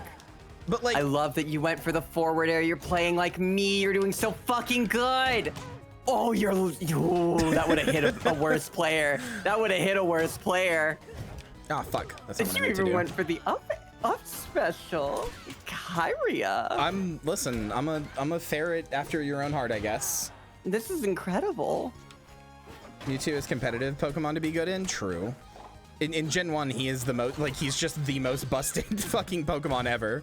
But yeah, no, like, Mewtwo has this, like, perfect kit, like, the floaty jump, and then the weird, like double jump, like, thing that he does. He's got the Samus, like, charge with the shot. forward momentum. Yeah, he's got the infinite, like, repeatable jab, like this, you know, or whatever. He has so much stuff. He has, like, the ranged grabs. He has the big tail for the reach. Like, he has so much to be good. And then he's just not, because he's so light that you could fucking kill him at like 40%. And it's so frustrating. I want Mewtwo, but his moveset is good. And that character is Absa. Yep, and I loved her instantly, and I need her. I need her. I do wish Absa had Mewtwo's big fat tail and like had the tail aerials, but I'll take the Pikachu parts instead. But yeah, Absa really is just Mewtwo and Pikachu fused, and I love that for her. Pikachu was a favorite, and I always did like Mewtwo. So like I don't know. I like Pikachu a lot. Absa's kind of the best of both worlds. I like Pikachu a lot conceptually, but I'm very like bad at Pikachu. Not just the recovery, which I am bad at, but also like I don't know. Like I can get people to high percents and I can stay on them and be like a rushdown character. I do not know how to kill with Pikachu. I don't fucking know how. Off the top, usually. You almost fucking had me that time. You almost fucking had me. I have this habit that I've noticed I've picked up on you doing too, is when you're at the ledge, you will always roll towards the center instead of just getting up. Because I'm afraid of the ledge. Because I'm like, I don't want to, oh shit. I was like, I don't want to fucking, I'm bad off stage, so I don't want to go off stage. So let me just get back to the center. Goes to that rule of never roll towards your opponent. Also, speaking of Mr. Miyagi bullshit, I like that the battlefield on this is like a training dojo. I think that's really cute. It's so cool. I also like how when both players are at one stock, it goes to daytime. It's so I think that's cool. so cool. It's so cool. The whole like stage changes when you're at one stock thing is like just the coolest. phenomenal. I love it. My favorite is the Etherean Forest one where like the Sylvanos fucking like plant things come out. God, that's sick. I also like the water stage because it turns to like a storm. I think that's awesome. Yeah. Always be planting, Kyria. Always be planting. You're right. There you go. I'm gonna turn you into a fucking gold player. Hell yeah. There we go. It's like Force Fem, except I turn you into a melee player. Hold on, wait, hold on. Wait, I like showers, Oh, God, that was a good back air. I'm also just, this is clearly not a problem you have. I am so bad at hitting back airs, just in general. Oh, like, they're weird. Like, it's like weird because like, I want to approach you to hit a back air. So to approach you, I have to like run backwards, then jump towards you, but make sure I jump backward. Like Do you know the reverse jump? No. What's that? Okay, so if you can really quickly, if you time it right. I haven't gotten good at it in this game yet. You can change your input right as you jump. And so if I'm running, I can like do that and then maintain momentum, sort of, but spin essentially my direction because I'm facing the right. But when I turn and jump, you can see I'm at the left. Oh. And so if you change your direction right as you hit jump, it'll keep sort of as you're skidding, right? You can do that. That's hard, but I can definitely, I can see it, right? Like, it's one of those things for me that trying to do it consciously, I couldn't. But when I recognized it was a thing I could do, I just started trying to go for it subconsciously, and then I figured it out, right? Yeah, that's like where I'm at. I just need to build a lot of muscle memory. I need to build a lot of habits. I've always been like this in competitive games. I was like this in Dota and CSGO when I played that as well. Dota. I love Dota. I'm sorry. I know that it's like, I haven't played it in years, but I had like 2,000 hours of Dota. Same. I have like 1,700. I know that it's like everybody's like, oh, MOBA's bad. Although, hold on. Can I get on my soapbox for a second? Yeah, please. I am so like, I'm kind of partially because it's a good game and it's kind of everything I've ever wanted from a MOBA, but I'm so happy that Deadlock is good. And it's not just because it'll stop everybody kind of who goes like, oh, Valve doesn't make games anymore. Because I hate that sentiment.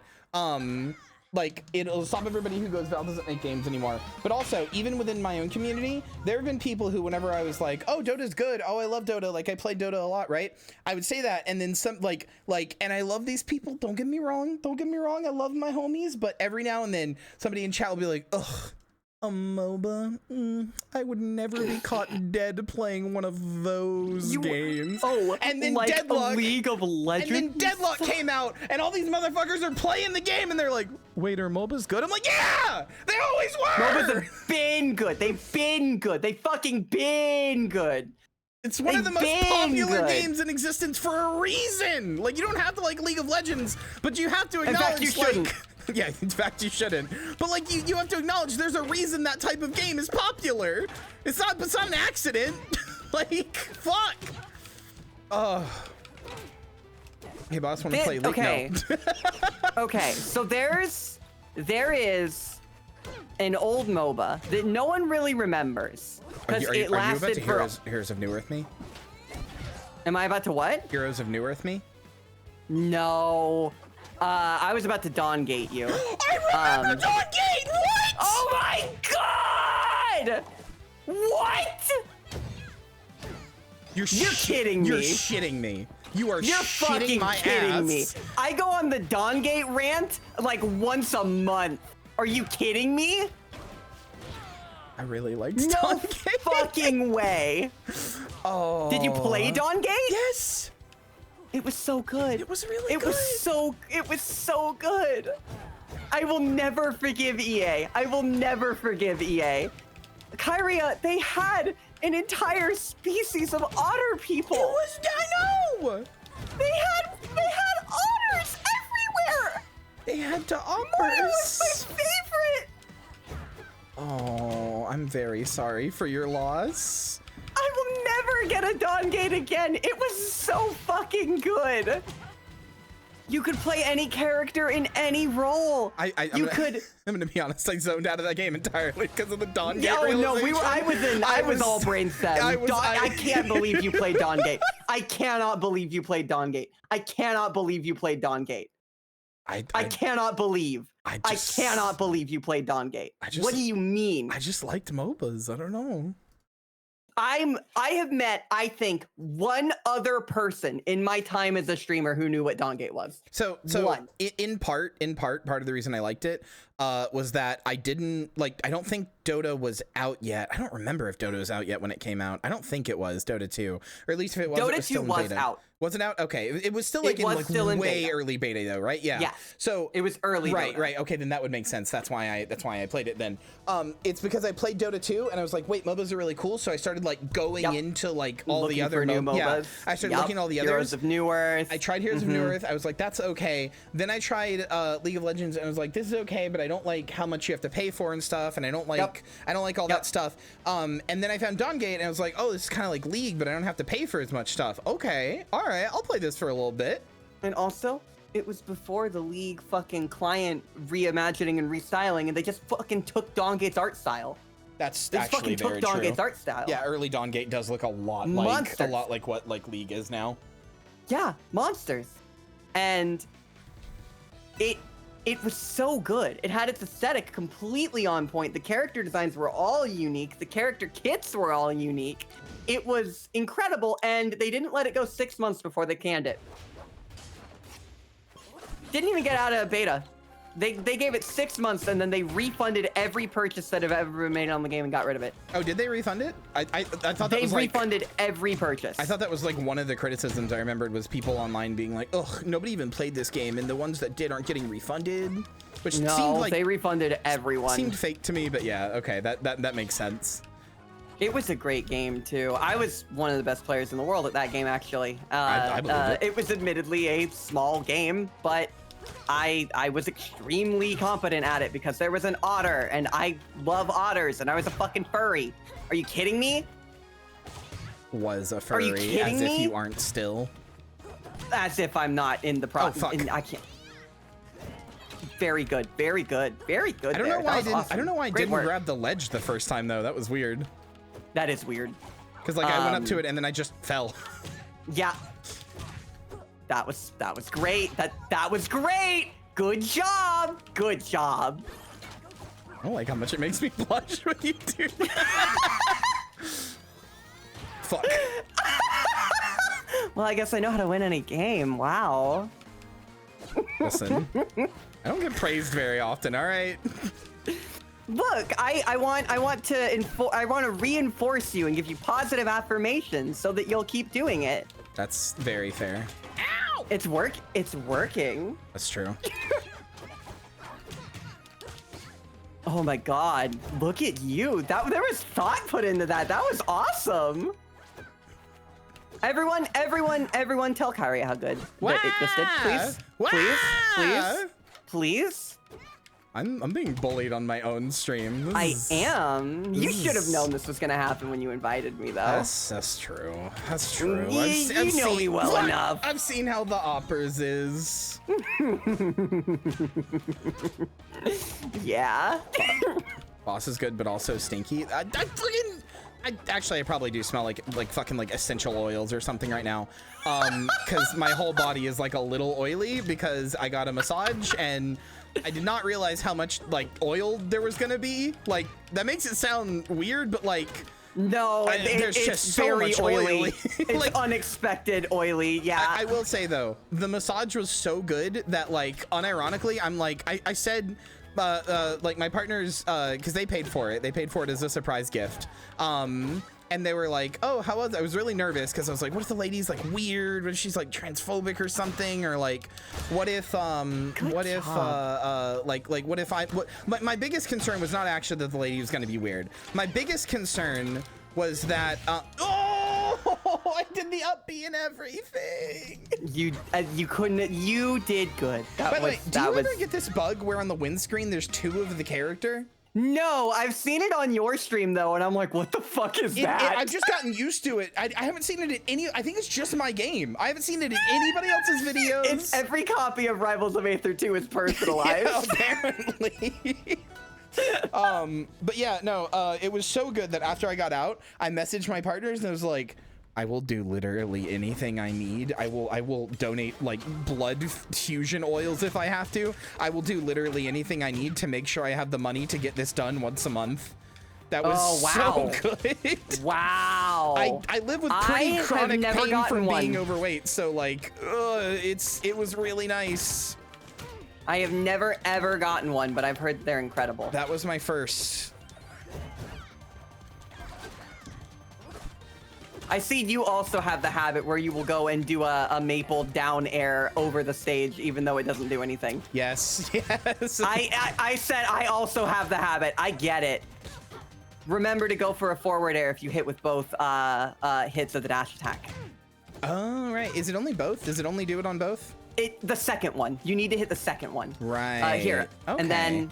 Oh wait, hold on. It actually takes a full hop. I'll let you get a freebie. Sure. Fuck! I did short hop by accident even though I pressed the full hop button. Fuck! Okay. That would have hit though. That would have hit worked. though. I pressed up and I'm A. at 90. By, like, I would have died. Yeah, I pressed up and A by habit. Look at you. Those were good. So when you is it always forward air if you do strong, or can you do back air with it? Is it? Like, you can, if you input other directions, you can do the other moves. But if you input no direction, it will always do forward air. Okay, cool. That's good to know. Yeah. God, that's such good tech. Yeah, I know. I feel all smart and stuff. Fuck, I was pressing. That's weird. I mean, I guess I must have just been in hit stun. I was pressing A and B to get back to you, and it just wasn't working. Weird. I think I was just in hit stun. That's why.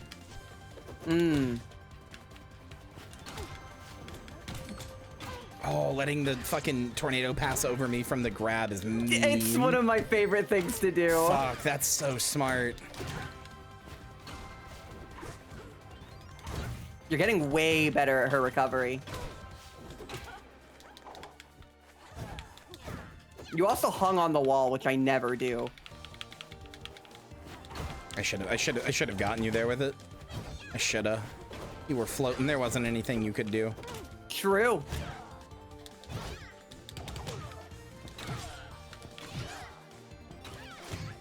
Ooh, good down air. Fuck. You saw what I was trying to do. Effort. I was trying to get you with it. You were doing fantastic.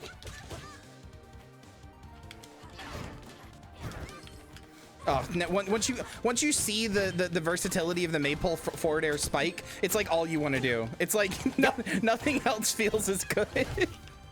And like, thing is, you can do it for most things. Like, it is kind of, I use it for approach. I use it to catch like rolls. I use it to catch non-tech recovery. I use it for like everything. It's a solid, I think, like 8% of damage. It's got heavy impact. It's got good frames. It's just a good move to use. Can I tell you how like cursed my brain is? Yeah, please. I said like I was saying how good it feels to do that. Like you'll never want to do anything else again, right? And immediately I thought of like a shit post of like those eating disorder, like nothing is as good as skinny feels post, except with like, an edited maple. Oh my god, nothing is as good as maple forward air feels. Yeah. Like maple in black and white next to like fucking text. Oh. What? I don't know what happened there. I hit you. I don't either. I hit you down, and then we like traded places. You fucking. That's wild. You like ninjutsu so what swapped I me. think happened was that I hit the ground and teched, and I think you had that forward momentum. What it was, yeah. And then you continued to fly. Right. Okay. That makes a lot of sense. Oh wait, that's. Oh wait, hold on. Does that work? Yeah. I gotta test this on you. By all means. Hold on. Yeah, get back on stage. Get like over here because I don't want to hit you off. Let me. Okay, that would have worked if you were lower percent. If you had gotten a little closer, it does, and at low percents, it does work. I was like, can you forward air into? If you had a plant where I'm standing right now, if you forward air and then forward tilted, the plant would hit me back into you, and you could do a forward smash. Fuck, that's so. Always be planting. Always be planting. Fuck. Always be planted. You're so. Always be planted. You're so right. That's so. And you'll never be able to tell when the right thing is, right? But then you'll hit it because now I have to pick where I land, and I have one less option because you put the plant there. And like, always having it up, no matter what. Always, always, always press it. If I'm off stage, if you don't have a plant, get a plant. If I die, get a plant. Always have a plant. And you see how you can just move that fast? It doesn't matter where I am. You can get somewhere to put it down. Part of the thing that initially attracted me to Maple was that the plant is kind of, it reminds me a little bit of Snake. Like with like having to do setup and stuff. And That's why I like her. I was never good at Snake, but Metal Gear Solid is probably my favorite game series of all time. So like really? So my personal game rankings, and they haven't changed in years, is tied for #1 is Metroid Zero Mission and Metal Gear Solid 3. They are both equally the best game ever made for different reasons, but they are both equally the best game ever made. IMHO. The only one I can kind of take or leave in the Metal Gear Solid series. I don't like Twin Snakes. Signalis is like. I thought you were about to say over it. My bad. No, you're fine. You broke my brain a little for a second. I was like Signalis mention? I was like, wait, Signalis isn't part of Metal Gear Solid. How do I tell Dolly this? They don't tell you this, but Hideo Kojima went wild with some of the newer stuff. I was like, for a second in my brain, it's like, how do I break it to Dolly that those are not part of the same universe? What do you mean that Signalis isn't a Metal Gear Solid game? What? Sorry, Dolly. Sorry you had to find out this way. No! Signalis is probably like... Signalis is... I know that this is like not the point of game rankings to tie things. Signalis is probably tied for #2 or #3 with Silent Hill 2. I consider Signalis and Silent Hill 2 basically the same game in different directions. Sure. So like, to me, they're intrinsically linked, not just because of the themes, but even just like how they play and stuff. But yeah, so like for me, Metal Gear Solid 3 and Metroid Zero Mission are my favorite games of all time. #1 for me. the only ones I could take or leave, like the ones I'm kind of not a huge fan of in the Metal Gear Solid series. I don't like Twin Snakes. Twin Snakes is funny. It's like, it's a good play. Like it's if you're a big Metal Gear fan. It's like a dark comedy. Yeah, if you're like a Metal Gear fan, I would recommend it. I would not recommend it, as some people do, as their first time like playing MGS1. Right. Because it's just not MGS1. It's like, what if MGS1 was a fucking like Rambo style action movie? Yeah, real. He fucking jumps off of a missile. He jumps off of a missile. Yeah. But yeah, Twin Snakes is I could take or leave. Controversially, I also don't really like Metal Gear Solid 1. I think like it's a good game, but I think it aged very poorly. It's like, I agree entirely. It's very ugly. It's like controls don't look that good. It tells a really important story and a really good story, and it does it with characters that just ostensibly do not have faces. They have the implication of faces, so like you can't really like emote with them or anything, and I think that kind of ruins the story a little bit. Like I am inclined to agree. I can't look at, you know, Solid Snake grimace when his face is 4 polygons, like 4 polygons in a skin tone. Like I can't, you know. But like Metal Gear Solid 1 I think is not that great. And also, this is my most controversial take. I don't like Metal Gear Solid 2 that much. I'm not a big fan. I actually agree with you. I actually do think 3 is where it got really good. Like 2 is fun, but by virtue of what it is, it's too much of a remake of 1, and that's the point.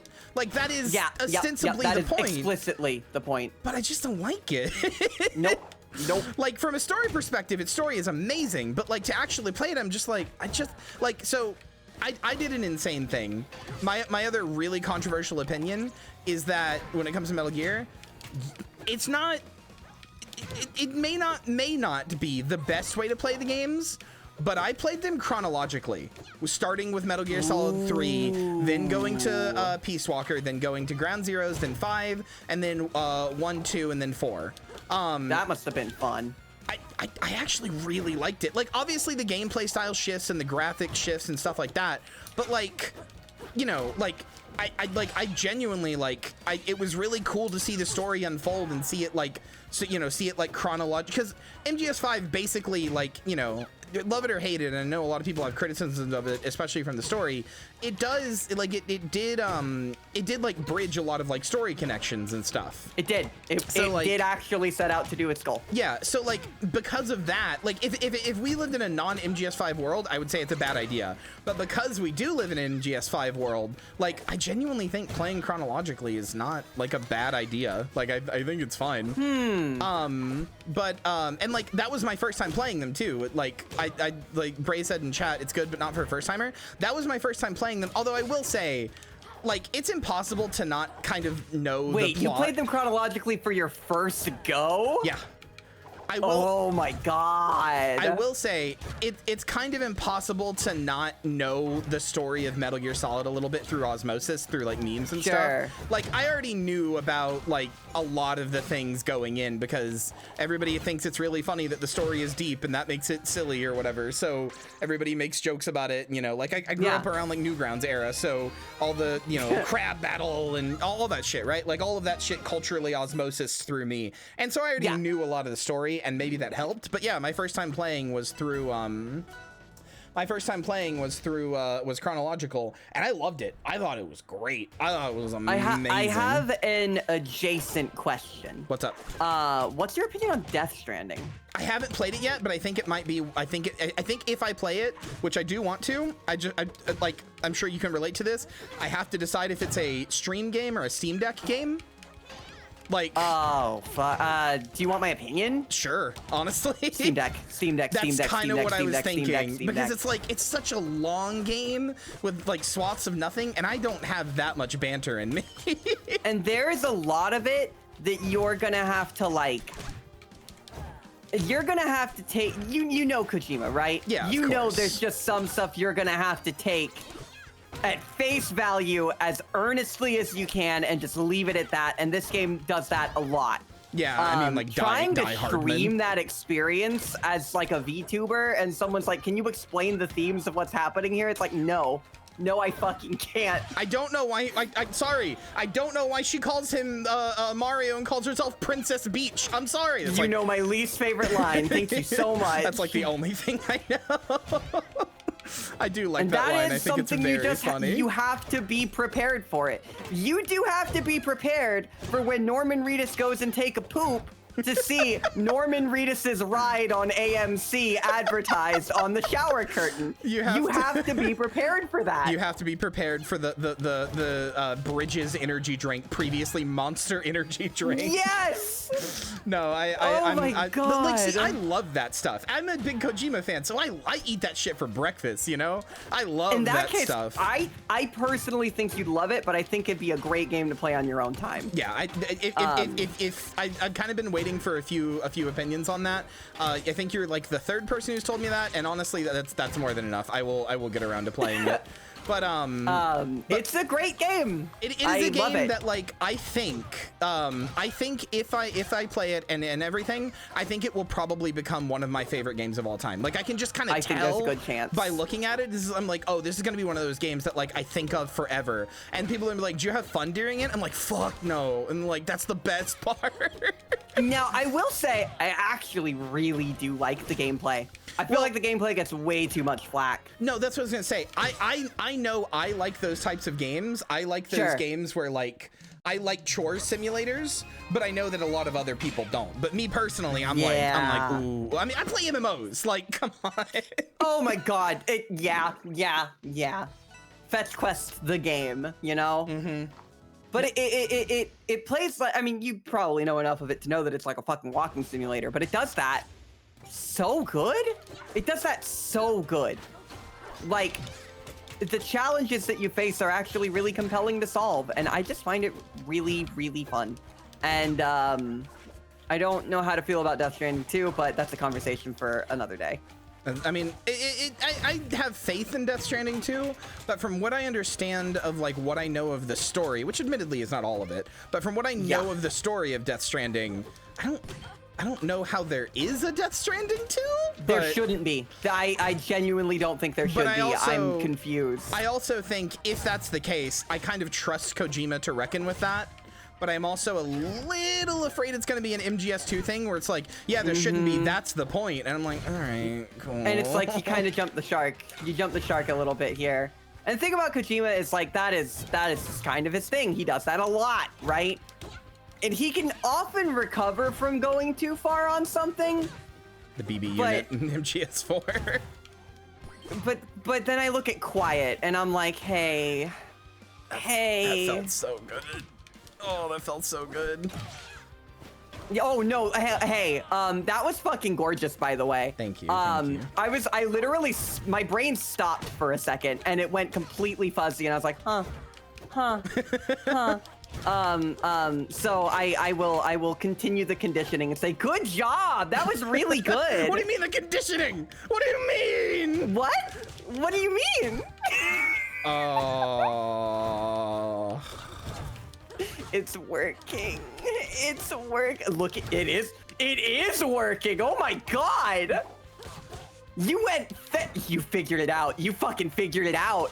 You fucking figured it out. You're going for it. You're fucking going for it. Oh, you're gonna wipe the wood tier in the face. Oh my God. Yes? Yo! Fuck! I don't know why it didn't hit. I was like right on top of you. Oh, you were just frames off. Oh my God. You start praising more during game spots. Fuck. What do you do? This stage is a maple counter. Always ban this stage if you play maple. It super is because there's no like walls to recover on, or not really.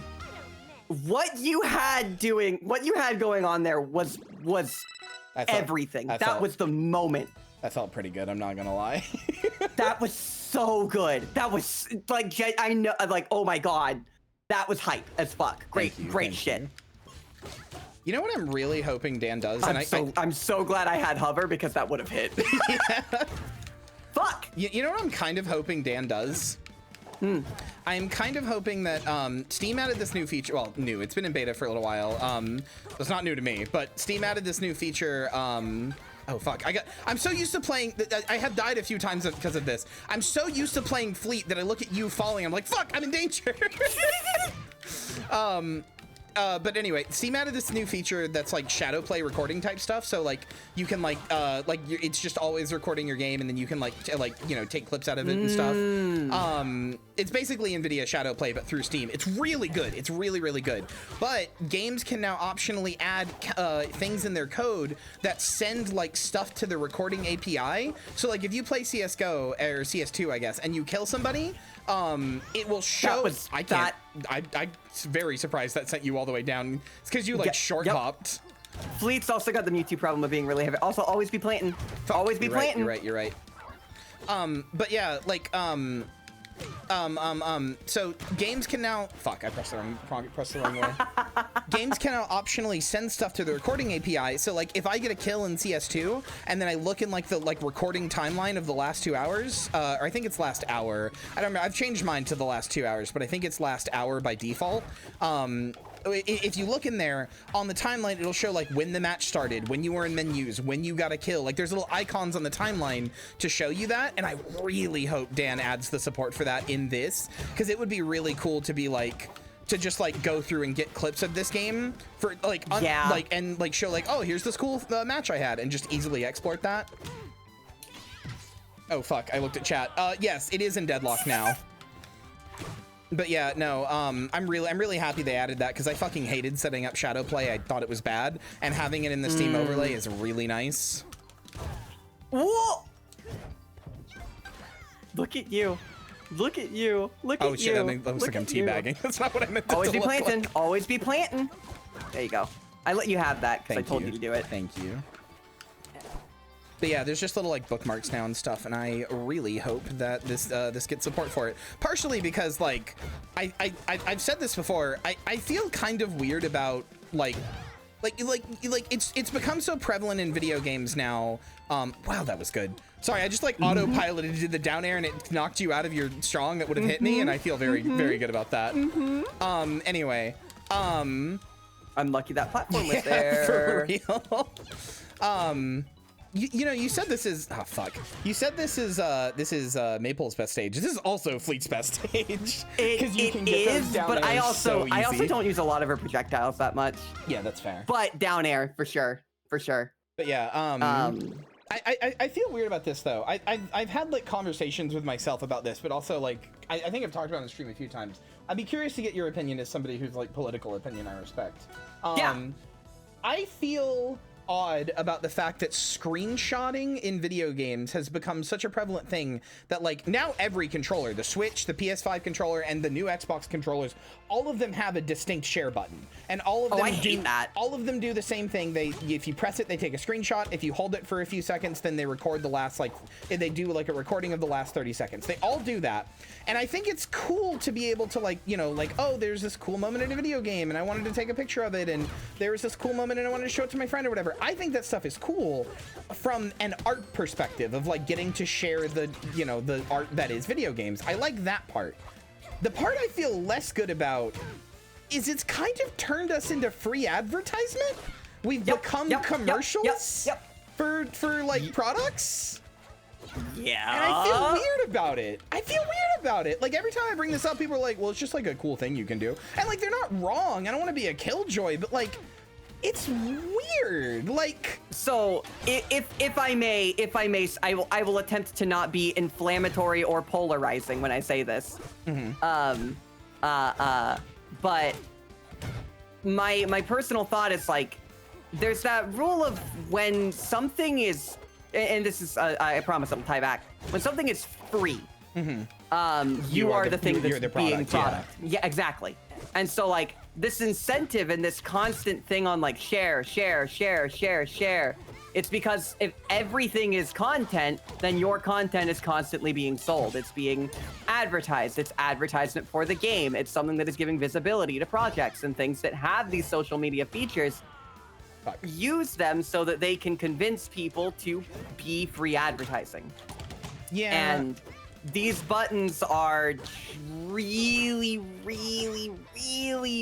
playing up the always post your entire life culture thing. Yeah. Which, you know, there are many different types of There's no opinions such on thing that. as a private moment anymore. You don't have a private moment with yourself. You see a beautiful sunset. Oh, I gotta post this on Twitter. Gotta post that. But like, yup. and like at the same time, this is like it's like I don't think that desire is inherently a bad thing, because like, Not at all. Like that's why people paint paintings, right? Somebody saw a beautiful, like, you know, the fucking first caveman Grug saw a beautiful sunset and was like, gotta tell Ugg about this, right? And like, you know, and like went on and was like, oh, Ugg, you should have seen the sunset, it was so beautiful. And Ugg was like, oh, what did it look like? And then that's how we get cave paintings, right? Like yep. It's not, I don't think that it's a bad thing. And this is one of the, I kind of agree with Moon Lily that this is one of the few situations where it's like a win-win, kind of. Because like I use that button all the time. I like being able to take pictures. I like that it is easy and accessible. I like it more on Steam because Steam doesn't have a big like share to Facebook, share to Twitter. Like it doesn't have big buttons for that. You like there's a thing, you can see the screenshot, and then the only option, the only big button on the bottom is close, and then there's a tiny button with 3 dots. It's like, oh, if you want to like share it or save it, you can do that too. Like it's not in your face, do it. You know, I use the Steam screenshot function constantly for like archiving more than anything, of like, oh, I should take a picture of this puzzle, right? Like in this like game I'm playing or whatever. Or like I'll use it to like, oh, this is a good moment, I'll use this for a thumbnail later or whatever, right? So like that's like good for me, and I don't share those photos, and it's nice that I have a quick and easy button for it, and it's nice that all the system is there. And same thing for like, you know, the record feature. I've exported tons of different clips of me playing games and just like cool stuff to put in my server of like, look at this cool moment I had in a video game. And that stuff is cool, but also like, yeah, like I mean, like you said, it is inexplicable that like it just contributes to a culture of like, you know, there is no such thing as a private moment. Everything you do is content. Hey, have you like, did you bake a really cool food? Hey, did you put it on Tumblr? Did you put it on Twitter? Did you put it on? Did you put it on? Did you Insta that? And the thing about it is that what that ends up contributing to is the normalization of everything not being private, which really normalizes companies taking information. Or you ever think it's weird how when you say a certain product name out loud, there are certain like Google searches that all of a sudden feature that thing? It's a little weird. It's insanely weird. It's insanely weird, but the thing about it is that the normalization of all of our information always being accessible has just contributed to that. And so I don't think like necessarily the desire or even the button itself is the problem. I think that it is a symptom of a greater problem, if that makes sense. Yeah, like I don't think I don't think Sony or Valve or even Nintendo or Microsoft, I don't think they added the button with like yes. Like they still turned everybody into like, it was, you know, it's like, this is the social media culture. This is a good thing to have for ease of user access. Everyone else is doing it. We should do this. And I mean, it's the people that sell the information that are really the problem. And then like the first one that got added, you know, the first time it got added, I think Steam was the first thing that added like screenshot functionality really easily. And it was because people were like already doing it. They were just taking their phones and taking pictures of their monitors, right? So it's like, rather than have like an internet full of like low res shitty pictures of people's monitors with their dirty setups, and we can't like tell what problem they need help solving or whatever, fuck it. At least if we do it this way, we can like get a clear picture of the game or whatever, right? Like it started from a really beautiful, by the way. Thank you. Started from a really wholesome place of, oh yeah, we should just let people take screenshots, right? Like, and it like with most things on the internet, it starts simple and then goes a different direction. Yeah, absolutely. But commercialization, something. Yeah, no, I feel weird about it because like. And like, the last time I talked about this, I think the thing I brought up was photo mode more than anything, because I was like, on one hand, why does everything have a photo mode? On one hand, I was like, it's cool that I can take, you know, like this beautiful vista in Horizon Zero Dawn and, you know, like position Aloy's face and put the camera exactly how I want and all this other kind of stuff, and then, you know, make like this perfectly curated little like picture in their little like with their filters and stuff. It's cool on one hand. On the other hand, if I post this somewhere, I mean, I know for a fact I have seen people post cool screenshots and be like, I'm gonna buy that game. Yeah, I'm gonna buy that game. That sounds cool. Yep. And like, you know, that was like it or not, my friend sharing a cool moment was an advertisement. And that is many different things. Whether or not it's good or bad is kind of a moot point. It's just kind of what it is. That was sexy. Good job. Thank you. That was you just owned me. And yeah, no, I do agree that people do snort their jorts for a good photo mode. They but sure do. there is definitely a social incentive to post your content. But like, should everything I do be content? Mm-hmm. And like, cause I'm certainly a little biased on this, and this might be a weird thing to say as a streamer. I kind of hate social media. No, I'm the same way. I'm the exact same way. I've gotten Blue bad Sky at... is the first time I've ever posted anywhere regularly. I didn't on Twitter. I didn't on Tumblr. I just don't post regularly. Like, I used to be like a top tier poster back on. I remember on Tumblr in like 2012, like around Homestuck time, basically. I was like one of back then too. Okay. Yeah, I was like one of the biggest accounts on Tumblr at the time, or one of the biggest Homestuck accounts at least. But I was one of the biggest accounts. It makes sense that you were a Homestuck. Oh yeah, absolutely. Have you seen me? Yeah. Hey, Mood. No, I'm with you. It's the weirdo pervert comic. Like, yeah, of course I was a Homestuck. Yep. Weird. Honestly, so real. It was like the weirdo pervert comic that quantifiably put all like relationships and all personality types into easily quantifiable and understandable like social cues and hierarchies. Wonder why I would like that. By the way, did you know I have autism? Did you know? Were you aware? Oh, what a mood. What a mood. But like, I was a really big Homestuck blog. I used to be, I've had like, I think 2 Twitter accounts, or 3 technically. Like I've had 2 Twitter accounts. Both, like the first one when I closed it was at like 9 or 10K. My second one that I have now is at like 5K. Like I have, so the unfortunate thing about me, and I do like, this is gonna sound weird from a streamer as well, but I do think it's a genuinely unfortunate thing. I kind of inherently understand like branding and business and like all that sort of stuff. Like I'm just kind of mentally good at that.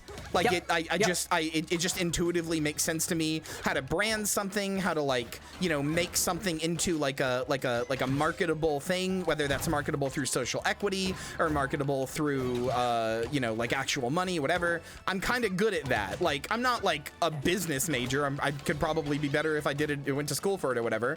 Sure, I didn't, absolutely. But like I know that stuff, and I know how to like make a snappy name for something. I know how to make a snappy promo for something. I know how to like get people excited and make something feel like it's a totally different thing. I mean, I do that every October. I use these skills every October to make my stream into a totally like different thing. And it's nice to be able to use that skill, but it does also kind of mean that like I'm inherently good at social media in a way that I really wish I wasn't. I actually agree with that, and I avoid using it most of the time because I don't like that I can do that. Yeah.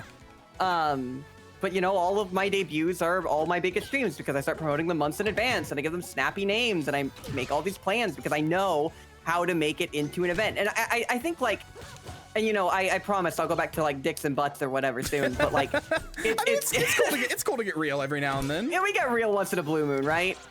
Something I say a lot is that, oh my god, oh my god, oh my god, oh my god. I actually need somebody to clip that. I know everything we just said about recording stuff. I actually need somebody to clip that. Hey, that I was need that for my sexy socials. Kill. Hell, I need that for my socials. Hello?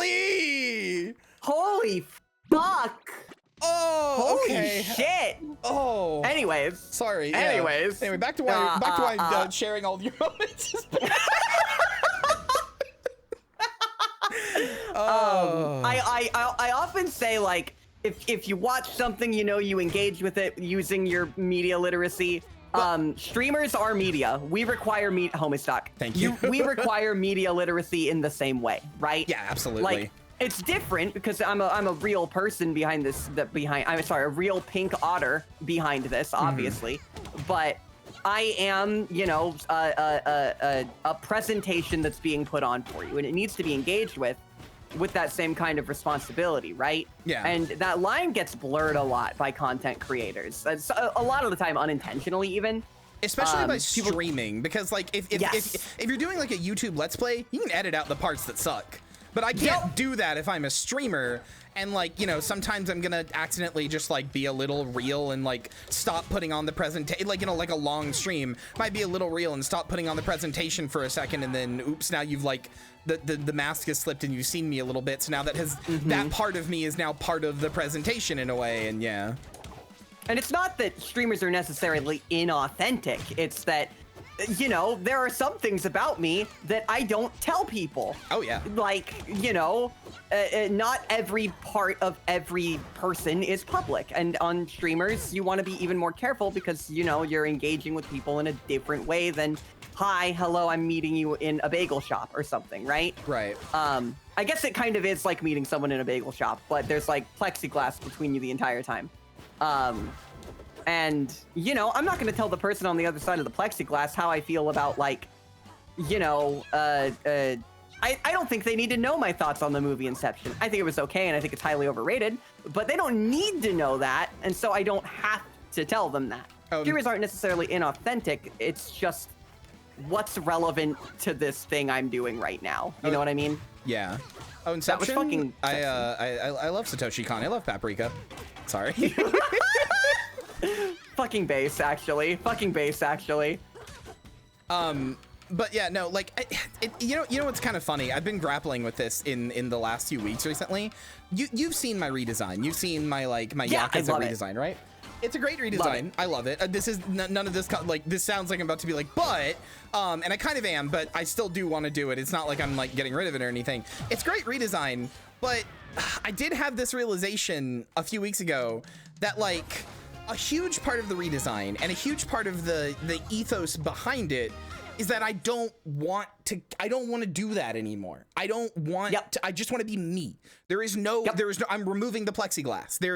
I am in front of you at the cashier shop, and I'm in my PJs, and I'm like, you want a fucking bagel? Throws it at you. Here, make it yourself. Like, eat this bagel. Yeah, I'm not gonna, you want an everything bagel, but all I've got is regular. Like, I don't want to be an idol. I don't want to be even like a VTuber, quote unquote. I don't want to fit any mold. I want to be me. I want to be Kyria. I want to be like me, as real to the core as I can be. But the problem is, inherently, by being a streamer and a content creator, that's still gonna be like a performance. Like, at the end of the day, that's still gonna be a performance. And like, I'm gonna try to keep it as real as possible. And, you know, it's you know, like, you don't necessarily have to tell everybody everything, even when you're not performing. Like, I don't go to my job and be like, hey, do you guys know I just love feet? I just, when the cum you is save like, that for the people behind the plexiglass. When the cum is in between the toes, that's the good, that's snack time. Zooey mama. Oh, hachi machi, great northern beans, that's the good stuff. Yeah, exactly. You know? Like, I don't, you know, you don't have to say that to everybody. I don't necessarily think like keeping that private is like wearing a mask per se, but like there is going to be a truth where like there's me on stream, which is these two are very similar, but, and you know, and the point of the redesign and the point of the new brand and the point of everything is to make them as similar as possible. But they're still gonna be separate entities. They're still gonna be separate things. Just by virtue of like the fact, like what I do, what my job is, you know? That is part of the nature, that's a social contract, and our performances and how we act around people. I'm going to act differently around my... That felt so good. I want to say, okay, by the way, awesome Spike. You've been hitting those a lot. Great fucking job. Good job. Thank you. Conditioning complete. You have to like get 6 in because we've been real talking. Yeah. But like, even, you know, obviously if you up smashed there, that would have killed him the sexiest way, by the way. It wouldn't have killed. But, 20, I don't think it would have killed. I exchanged our percentages, but it would have done more damage. Oh, yeah. Fuck. Aw, damn. Good effort, though. Thank you. Now, I do feel like I'm getting better. You're getting infinitely better. You're doing fucking phenomenal. but like I act obviously differently around my family as I do my friends. But then also I sometimes act differently around different groups of friends, right? Oh yeah, there's like a meme of this. Sometimes you've got your toe-licking friends, and then you've got your cum friends, and then you've got the they're different, right? There's like a meme about this I love. That's like when I use the mask C personality with friend group A. Oops, like yeah, real though. And that's just like it, right? Like, so here is a seemingly unrelated take. One of my like top 5, probably my 4th favorite game of all time is Persona 5, and I think it's like one of the best JRPGs ever made, and it is hugely because of how much it touches on this subject. Like, that is like, I don't know if you've played it, but like, oh, I have. Okay, yeah. 3 times. Like the whole point is the mask, right? Like it's the mask we wear in society, the mask we wear with our friends, and like the whole point of like achieving a persona is like either you can read it as either ripping off that mask and losing it entirely, or melding with it and becoming one with it so that it overtakes you and that you are at all times your mask. You can read it as one or the other, and also like, wow, autistic girl loves thing about masking. Shocker, but like shocker, like, yeah. It's one of the few pieces of media that I think touch on it in like a really like, oh, I should have fucking I should have stronged you. Well, I got the kill anyway. The stage got it for you. Stage got it for you. Isn't this the plot of Persona? I mean, yeah, that's what I'm saying. Like, this is kind of the plot of Persona 5, and it's one of the reasons I like Persona 5 so much. I'd love to hear your opinions on it, by the way. Sorry for the voice crack there. I'd love to hear your opinions you're fine. on it. They're mixed, unfortunately. That's very and I fair. kind of feel like I kind of feel that way about all Persona games. Oh yeah, no, completely fair. 4 is I hate 4. I hate 4 with a passion for reasons that are probably pretty obvious. Being a LGBT person, that game mishandles a lot of that. Oh, good tether. I didn't think I was gonna get it. And I know I've seen positive readings of it in the past. Doesn't land that way for me, and it just makes me endlessly uncomfortable. I used to have an ex that was like really into Persona 4, so I know the positive readings more so. But like, and I haven't played it myself, but like I totally get where you're coming from. I think I would probably like Persona 4, but it's hugely because Persona 4 is very heavily based on JoJo Part 4, and I loved JoJo Part 4. I think it's the best part because it's just so like the stakes are so small and it's so comfy, and like every enemy becomes not even a friend, just a citizen. You'll like see them in the background of later episodes, or they'll be like, oh hey, we should hit up that guy from episode 6. Wasn't he trying to kill you? Yeah, he's cool now. He works at the grocery store. Yeah, like, he's cool. He's cool. He works at the grocery store. I see him when I go buy ham. It's like, all right. But like hugely because it's based awful on stage. It's such a bad stage. Usually because it's based on Persona 4, I'll probably, or on JoJo Part 4, I'll probably like it. But also I have like, this is definitely a nostalgia thing and not a real thing, but I grew up in like a lot of really small towns, so I have it nailed that. I have a lot of like town. small town, like, I don't know. It's sometimes when I get really nostalgic, I'm like, man, the only thing that's gonna save us is small towns, because nowhere else has like a sense of community like that, of like everybody knows their neighbor and everybody, like, that's Jim from down the street. He works at the bank. He goes every Tuesday. You can see him at Lucky's bar, and he plays pool against Joe. And Joe is the mechanic, and he works at the mechanics shop between 8 and 11. And his wife got cancer last year, but she recovered, and it's all good now, but they've been on hard times, and that's why Father George from the local pastor is helping him out. I mean, he's not religious, but he's one of ours, so we take care of him. And like, you don't get that. You don't get that anywhere else, right? Like, no, you really don't. And sometimes I think that's like the only thing that can save us, just in general, is that that sense of community. But also, that is me romanticizing a little bit, because you also, within that, you also get like, oh, did you see Sally Jean last week? Can't believe she went out in that fucking awful dress. She should die. I remember how my grandparents it was a bad dress. It was a terrible dress, but like... But I think that, to be very blunt, with Persona 4, I'm platonically making out with you. That was incredible. That was fucking awesome. That felt pretty good, I won't lie. The thing about it is that Persona 4 was just blatantly transphobic. Yeah. Just blatantly and horrifyingly, and then it sexualized the character over it. I hated it. No, that's completely fair. I don't think that's even like enough. a bad reading. I think the rest of it was a perfectly fine game, but that one thing was just too much, you know? With Persona 5, however, especially Persona 5 Royal, because that's what I consider the go-to version, right? Yeah, see, I haven't played that one. I haven't finished it. I've only finished the first one because that's like what I played. That's what I got when it came out. Which, by the way, fun fact, the reason I bought Persona 5 and got into the Persona series as a whole is because I saw somebody post a video of the menus, and I was like, damn, that's stylish. Yep. Anyway. They were beautiful. They were. It's just, it's funny that it like loops back around, but anyway. Real though. And Persona 5 is this game that really, because again, 3 times I've played it. And when I first played it, I thought to myself, this is one of my favorite games of all time. Mm-hmm. And the second time I was like, this is a good game. And by the third time I was like, why did they do that? Yeah.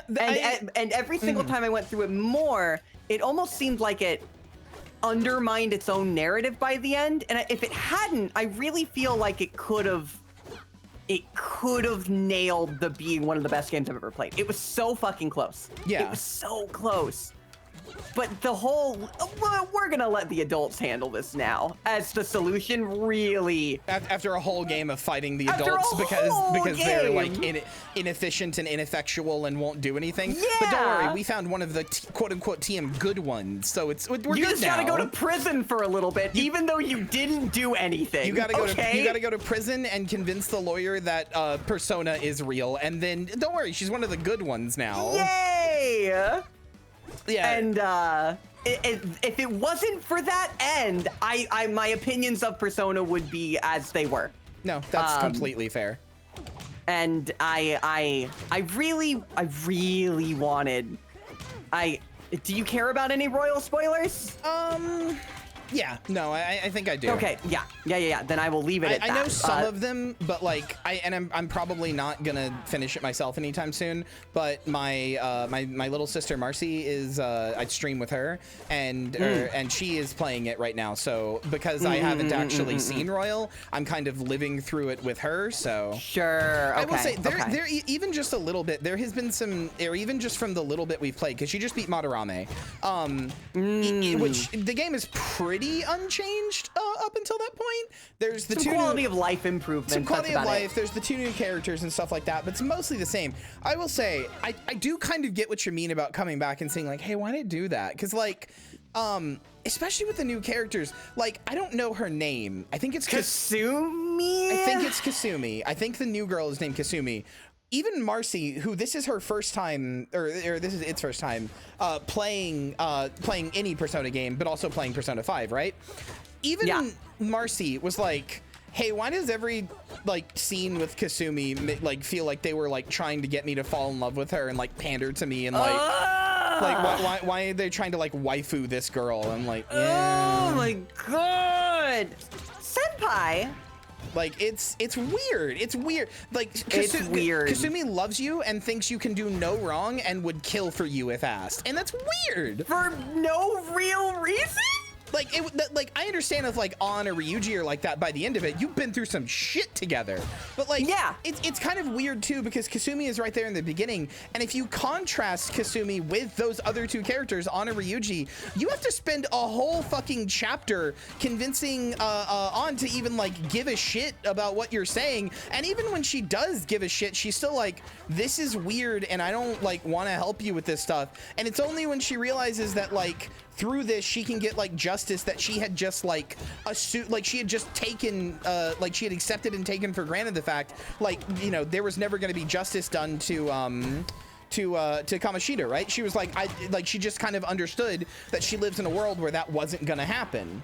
Yep. Like, she's like, well, you know, he implied like sexually assaulted me, and he definitely implied sexual assaulted my friend, and he beat us, and you know, he beats the other kids and all that, but that's just how it is. If I tell somebody, they're not gonna listen.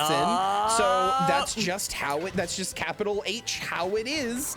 And she had accepted that, and it's only when she realizes like, oh, through this, like through what you're doing, I can get that justice that like, and not just for me, but for everybody, that otherwise wouldn't have happened. It's only then that she like is even willing to kind of trust you. And then you still like, she's friends with you. She's not like a dick to you, but you still have to like build up that friendship and get her to care. And then Kasumi's like, hey, I love you. I love you so much. Literally. And it kind of made me re-examine certain character arcs in different ways. And I'll let you go through it, but when you do end up seeing all of it, I would love to talk to you about it. I'd be so curious to your thoughts, because I do still think it is the better version.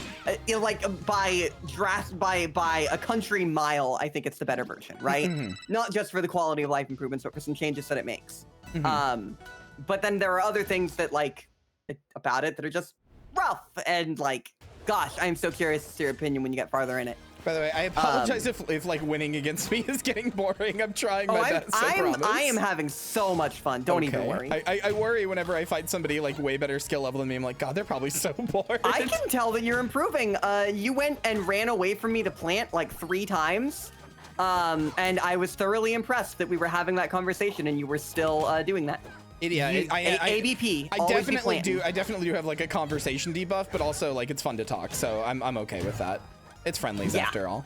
But yeah, no, like I will say there is an arc that even the original game got a lot of criticism for that I don't super agree with the that I don't super agree with the criticism for, and that being Ann's arc. I have seen a lot of people say like it's weird that her whole like storyline with Kamoshida is about not being sexualized, and then like, you know, a lot of her outfit sexualizes her, and a lot of the like a lot of the friendship is about like her modeling career and like how that sexualizes her and stuff like that.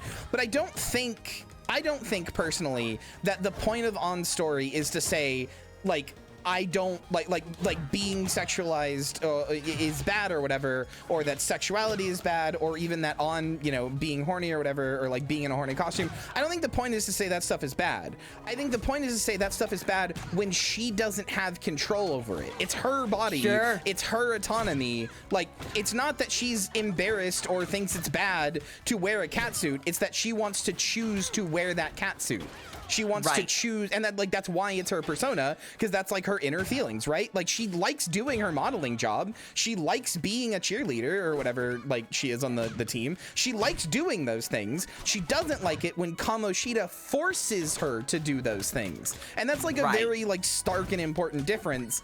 But I think a lot of people just kind of read her arc as just like, oh, Ann just doesn't want to be horny, which I don't like blame anybody for reading. Like, it's because she never, and like I can understand it because she never says, hey, I don't want to be horny. Yeah. She also doesn't say, I want to be horny. Yeah, exactly. It's just kind of like there, and I think there is some truth. Beautiful.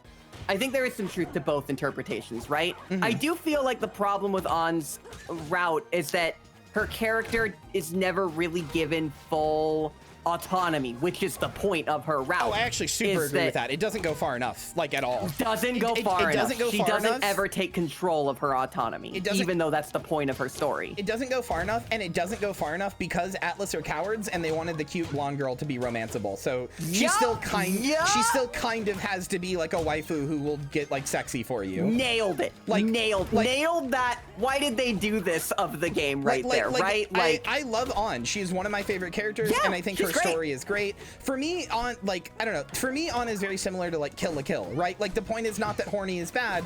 The point is that like horny and like sexualization, there's like a power to that, a power that you control with your own body and with your own like autonomy and stuff. Like that is an important thing to have. But Atlas, while making that story, and at least in my opinion agreeing with me, also went like, yeah, but like, is she gonna make your dick hard? Are you gonna get like hard? Literally, like if you look at her, are they gonna be able to masturbate about the high school character? like yeah, we know she's gonna. They got to, right? We gotta make sure she's fappable, dude. Her fappable meter is just going real far. Because I'm sorry, gamers don't masturbate. They fap, and they fucking hate that term. You know I'm right too. It's the worst part. That's why I'm gagging. She fappable. Ugh. And I dislike that they have to do that with every female character that they have. Every single one. The only one I would say who isn't like that, well, let me rephrase this. It's funny, kind of, because in Persona, the first girl that you meet, the first girl that becomes your, like, friendly and all of the stuff, is basically always like that, right? Like in Persona 3, it's the, in Mitsuru, I think, is her name, the brown-haired girl. She's very, like, she has an interesting story from what I understand. I haven't played Persona 3 or Persona 4, but I know a lot about them. From what I understand, she has like an interesting and compelling story, just like On, but her story never goes, like the common criticism I see is that her story doesn't go far enough in what it's supposed to be about. Yukari, that's her name. Her story doesn't go far enough in what it's supposed to be about because is she fappable? Like she needs to be, like you need to make sure she's romance bait. You got to make sure that she's, you know, like you got to make sure that people will want to like romance her. So like she can't be too mean. She can't be too domineering. She can't be too like, you know. Look what they fucking did to fucking Makoto. Oh my god, and the thing about it is, like, Makoto in the story is this deeply intense character who has a lot of stakes in everything that's happening, deeply serious at all times. I jumped too far. Whoops. Okay. And then in Makoto's, like, personal route, it's, oh, I gotta be friends with my girly girl, and and now I'm gonna understand myself through relationships and boys, and you're gonna pretend to date me.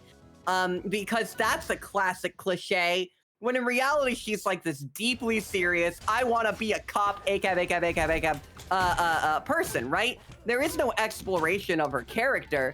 It's an exploration of how can we turn this deeply serious character into fuckbait. Yep. And it sucks. And it sucks. The only character I can think of who isn't like that in Persona 5 Haru. It's Haru. Yeah, it's Haru. Haru is literally just a girl. She's just like a nice, sweet girl. She's like I'm not gonna say she's not like cute and romanceable. She totally is. But it's not her entire character.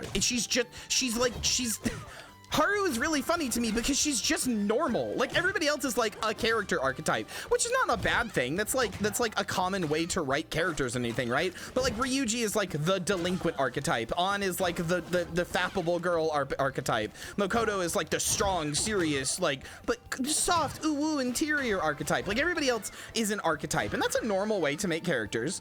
But Haru's just a girl. She's just a human being. I can ruin her for you. Is it? She's like the soft cottagecore archetype? She is the soft cottagecore one, but it's about her story arc that I can ruin for you and why they made her the way she did. Because her entire story arc is about you saving her from an evil man. She's the demure one that you rescue. Fuck! You're right. You save her from her evil, shitty dad. I didn't even think about that. And the shitty person that she's engaged to. Yeah. You do it twice. She's the victim. Well, at least her personality is good, I guess. Her personality is good. Haru is like genuinely the one I think grew into my favorite. But she does go into the metaverse with her own with Morgana, which is cool. I do like that bit of agency she has, that she's like everybody else had to go into the metaverse with Joker and like figure that out. Haru just was like, nah, fuck this, I'm going on my own. Like she just real. I do like that little bit of the story, but yeah, I totally forgot that she's the save character.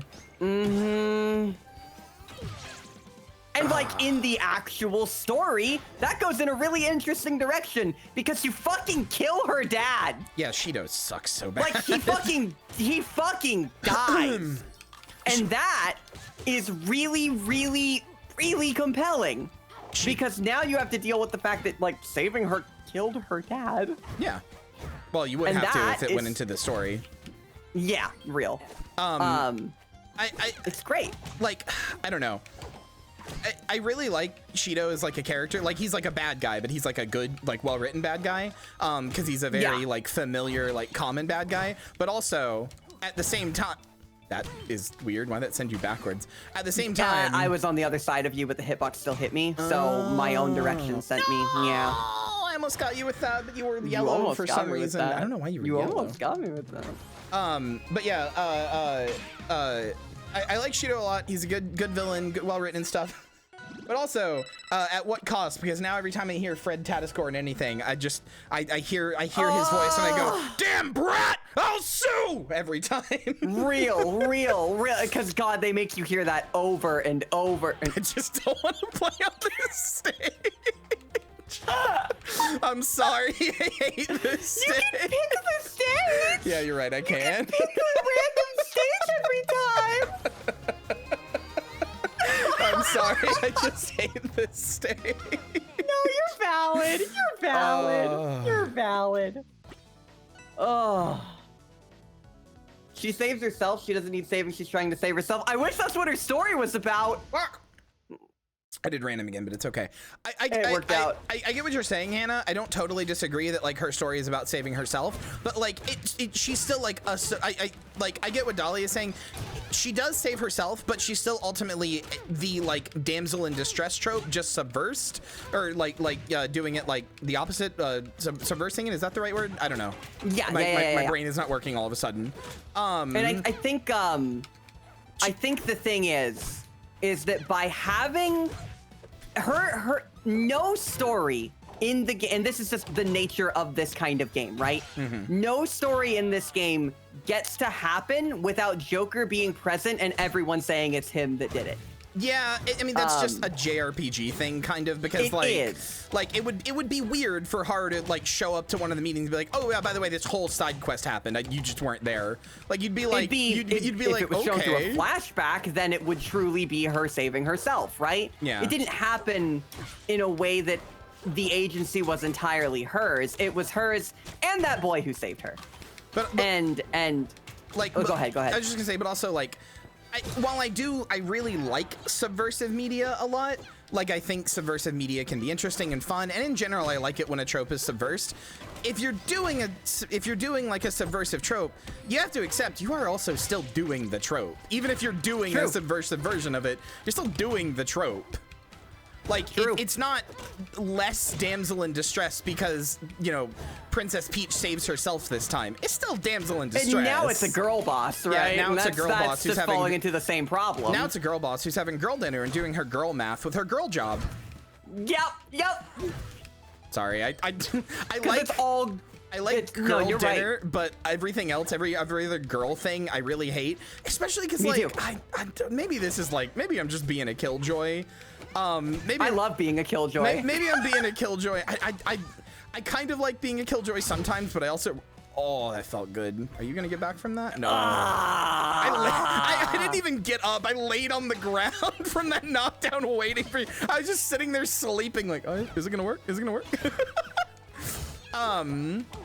But no, like, maybe I'm being kind of a killjoy here.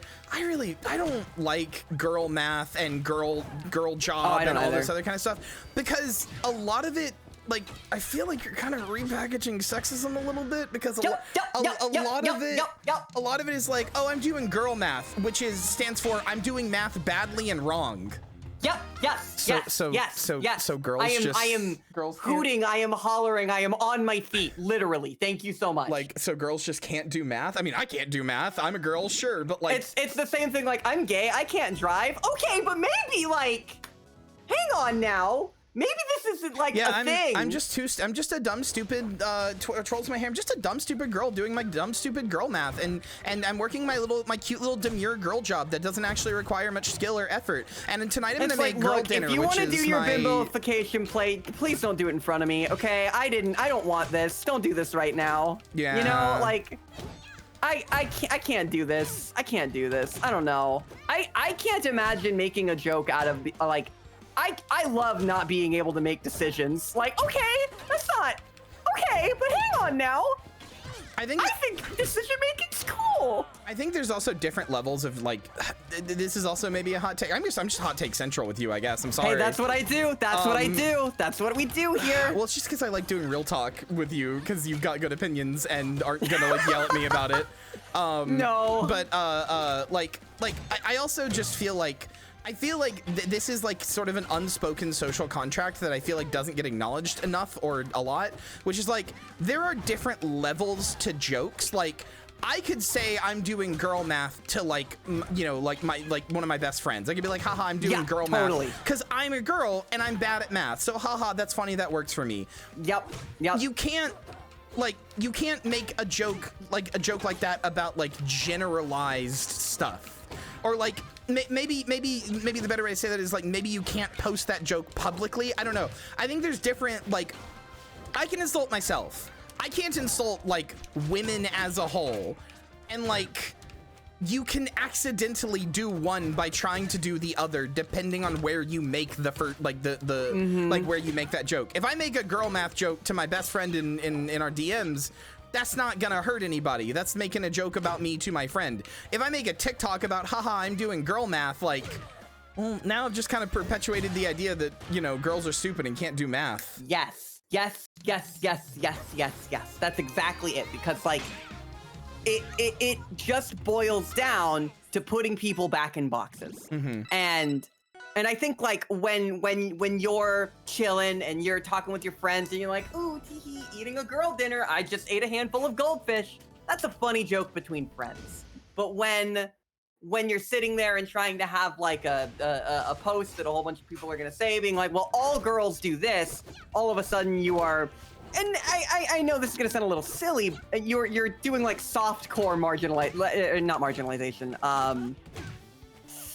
essentialism, right? Yeah. Like, you know, all of this does this is exactly how we got things like women shouldn't be able to vote because they can't do so on and so forth. And obviously someone who's talking about girl math and girl dinner isn't doing that, but I suppose the word I would use for it is distasteful. As opposed to like bad or dangerous. I just go ick, you know? It's like, it's a little icky. That's gross. Why would you do that? Like, oh, you got focus mode, didn't you? No, I was just listening to you. I like, I don't know. I like when I liked those jokes at first. I was like, haha, girl dinner, girl math, whatever. Like, that's funny. I'm bad at those things. I'm not particularly good. Like, sometimes I do eat a handful of goldfish and that's my dinner. Sometimes I am bad at math, right? Like, yeah, that's sort of like relatable stuff to me. But like, I think the turning point was I started seeing like, I just started seeing content of like dudes making those jokes, and I was like, no, it's past the barrier now. Like there is some invisible social barrier that has been crossed, and now I don't like it, and it's bad. Like now it feels like that's not your joke to make a little bit. Yep. Whenever you start to assume someone else's experience, that's the problem. Yeah. Right? It's why I have a lot of issues with like, oh, I saw my friend playing Fallout New Vegas. Can't wait to see the pictures of the hormones. It's like, okay, hang on now. You're making a lot of assumptions that are a little, I don't want to say unfair, but not founded in anything, right? And like, oh, I rolled into that. And also like, yeah, you rolled into your opponent. You're not supposed to do that. That's your, you taught me that, senpai. Did I just get Kyria to call me senpai live on its stream? Yeah, damn. You did. Damn. Damn. Like stuff like that can also like, I don't know. This is maybe a weird thing just for me because every time I've tried to talk about this before, people are like nice. Nobody's ever been mean about it, but people kind of don't get what I mean. That stuff can be really isolating if you didn't have that experience. Like I don't particularly like Fallout New Vegas very much. Like, sorry, it's fine, I guess. I just don't like it that much. So when everybody's like, oh, that's the trans fem game, I'm like, all right. It's like, is it? I thought it was all right. Like, yeah. I don't have a. I have had people be like, oh, you don't like the blue shark plushie? Well, you will. Give it time. And it's like, this isn't fun anymore. I don't like that. And it's not to take anything away from someone else. It's just that there is no such thing as a universal experience, right? And ooh, Ooh. And also, as a bit of an aside, it feels a little weird to tie trans identity to products instead of like that mutual experiences, but that's an aside. It also feels weird to me to tie like trans femme experience specifically to a game that is like pretty masculine in its tone. And it's a great game, but very masculine. Yeah, like it's about like a bunch of like old men fighting for power in a desert wasteland, and like there's like a lot of political ideology in that, but like. It's like, I don't know. There's nothing I can point to directly. I can put my finger on and be like, that's the weird part. But it just feels weird. I don't know. It just feels a little weird. And I don't know. It sounds like Celeste, I get a little more. If someone told me, hey, you did this, and even if I was literally like an egg, right? If it was me before I transitioned and was good uppers. Thank you. Before I actually started transitioning and everything, and someone was like, you did this, you're about to transition, haha, I know you better than you know yourself. I would be bitter, and I would not want to tell this person that I was trans. Yeah, that's because it's like your parents being like, oh, I already knew that, and it's like, okay, thanks. That's fair. I guess. On the other hand, I also kind of don't necessarily like it when people talk about like I do think this is frustrating because on one hand, I don't like a lot of egg stuff like that because it assumes a universal experience. On the other hand, I do think we should be allowed, like we as like trans women and trans people in general should be allowed to make like an egg joke at somebody without people being like, I think he knows his gender very well, because like maybe he doesn't yet. Like I certainly didn't always have the words for that. I think it's very contextual. Yeah, it's extremely contextual. If you're doing it like every time New Vegas shows up, I'm sorry, you will not see the gates of heaven. But if you're doing, but if you're doing it because like you've noticed like, hey, one of your like even if you're doing it, if someone says, hey, I wish I was a girl, then it's like, hey, okay, well, hang on now. If I have like a cis friend who is like, or at least a friend who I think is cis, who like plays New Vegas, I'm not gonna make the joke. If I have a friend who plays New Vegas and also buys a Blahage and then also plays Celeste and then like does all these like stereotypical trans femme things in a short amount of time, I might be like, hey, like, is there anything you want to talk about, man? Like, because there's the big thing there, right? Mm-hmm. Is there anything you want to talk about?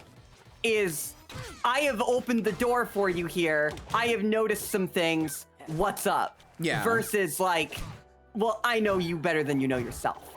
Yeah.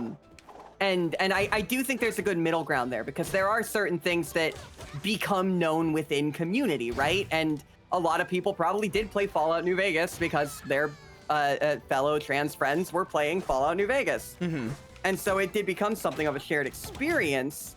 But, I feel like, and maybe this is as someone who didn't really associate with any of those things, it does feel isolating sometimes to have those be associated as like universal trans experiences. Yeah.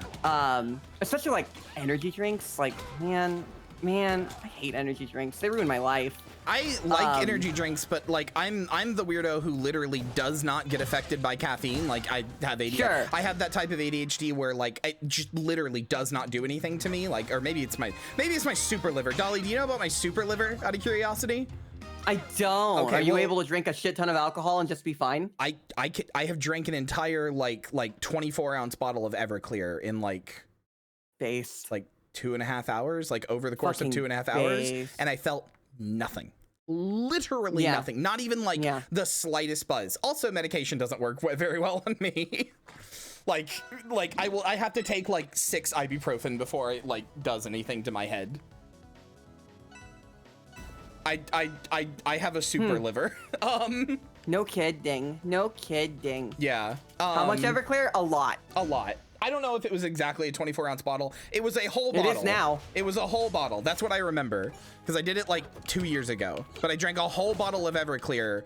And like actually Everclear? Yes, by itself, not mixed into anything, which was so fucking gross. Oh yeah, it's nasty. It's just like rubbing alcohol. I really do not like alcohol at all. Like I like fruity alcoholic drinks, but I like the taste of alcohol itself. Nasty. I love the taste of alcohol. I can't drink anymore though. I do not like the bitterness of it. But anyway, I love bitter. what I was gonna say. I used to drink beer for the taste. I was a freak. Oh, see, I drink energy drinks for the taste because they don't do anything for me. So I'm just like Red Bulls. Oh, Plain Red Bull. It's the only energy drink I like. This is where we differ. The only energy drink I like is Monster. It's the I hate Monster. I only like plain Monster. Oh, I should show you the Nuke's top 5. The what? Okay, so Nuke. This requires some context. Nuke's Top 5 is a YouTube channel that posts they're a YouTube channel that posts extremely obvious, like, edited, shitty, bad ghost videos, and then goes like, did you see it? And like, just like just very one of those very bad channels.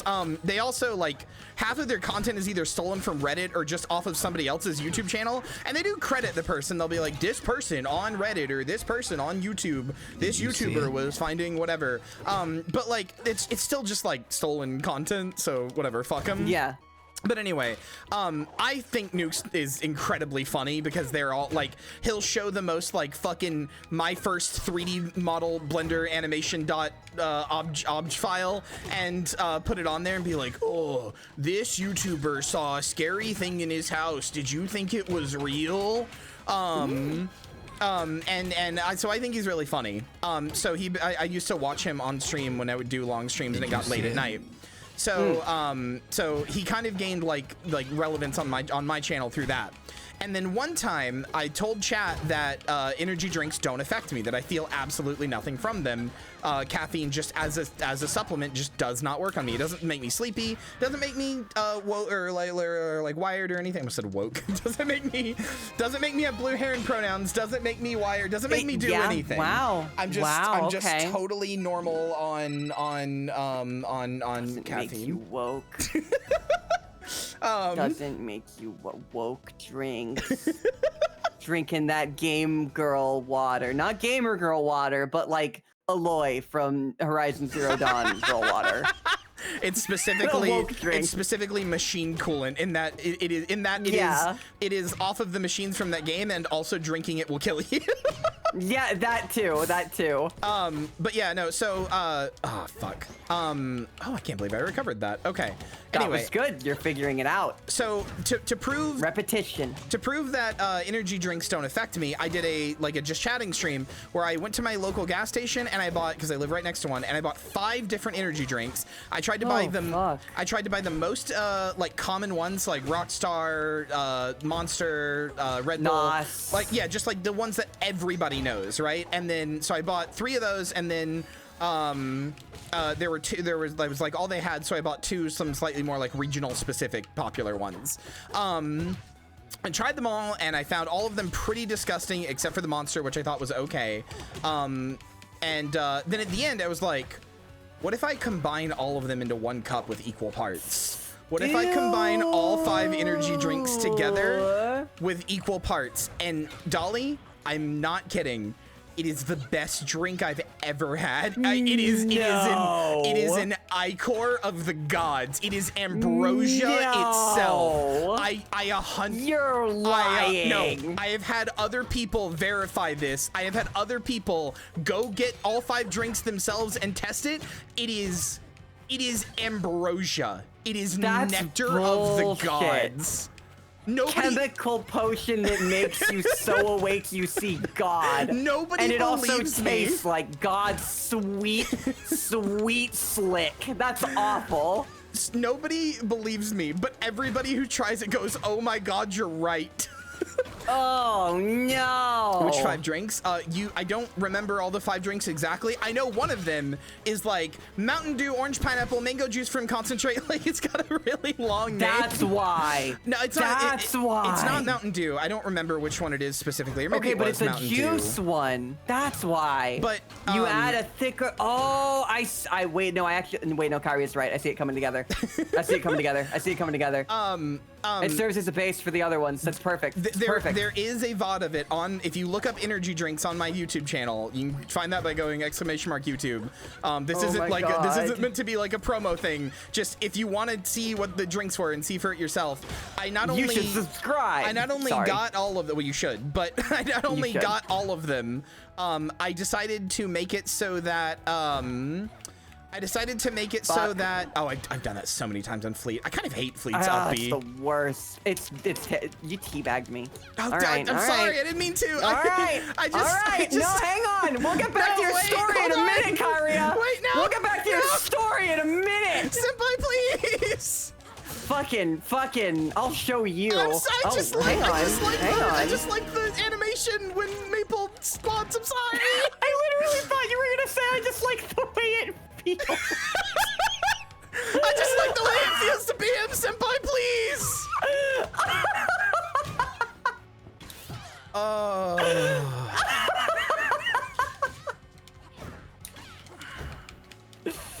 Oh, I'm locked in. I'm locked in. You're getting good. ABC, or ABP. ABP.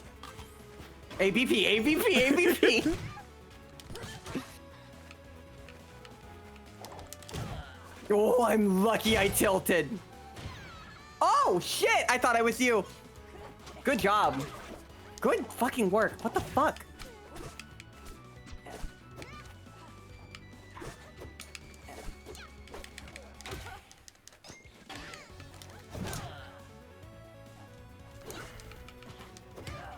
Got it. Fuck. Yeah.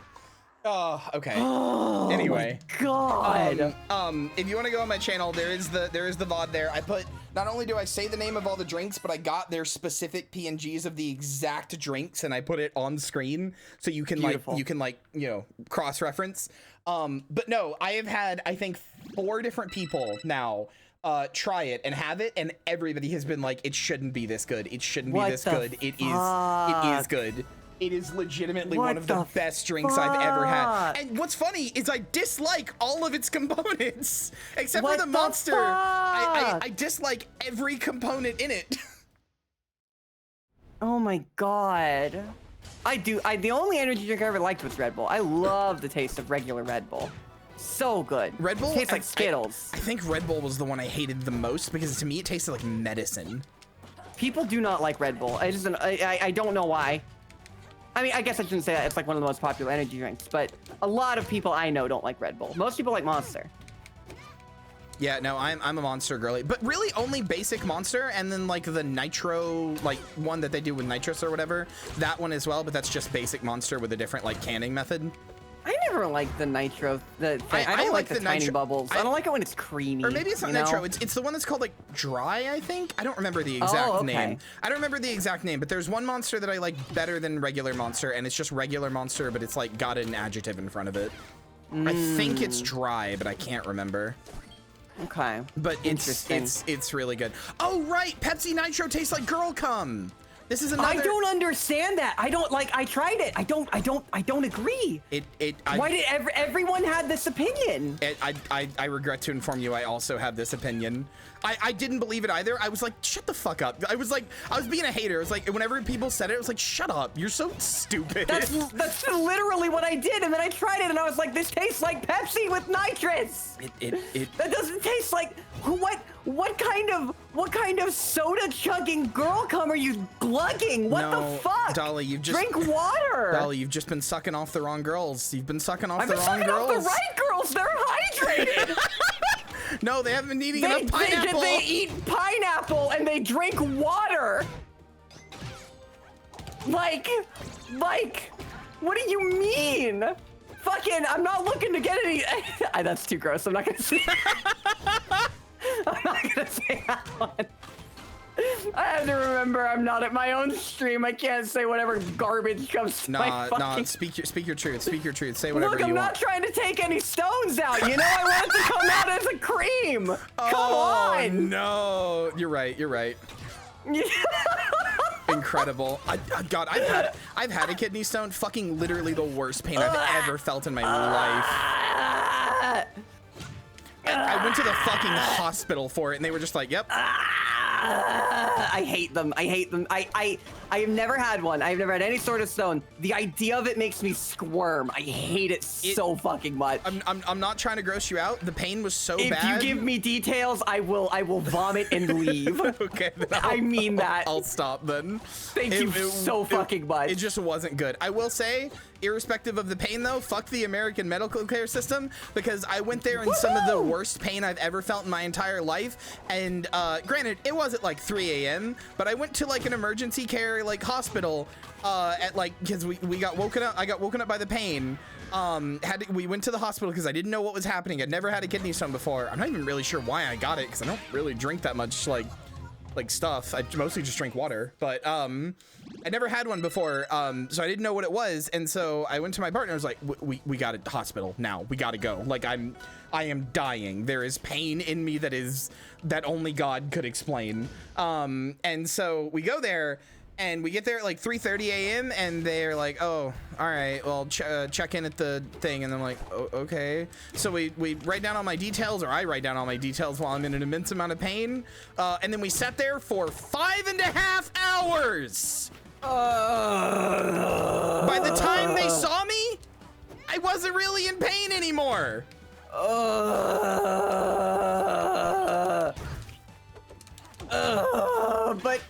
But a private medical system will make it so that people don't have long wait times. Shut up! So Shut up! True. Boss, you just described your energy drink alchemical experiments. Yeah, but I drink a Monster maybe like once every like 3 months. If that. Like, that's like now. Before, I drank a Monster maybe once every like 2 years. And I didn't really drink that much soda. Like, I don't know. Yeah, bodies are weird. Bodies are weird. I mean, mine is, especially with my fucking super liver.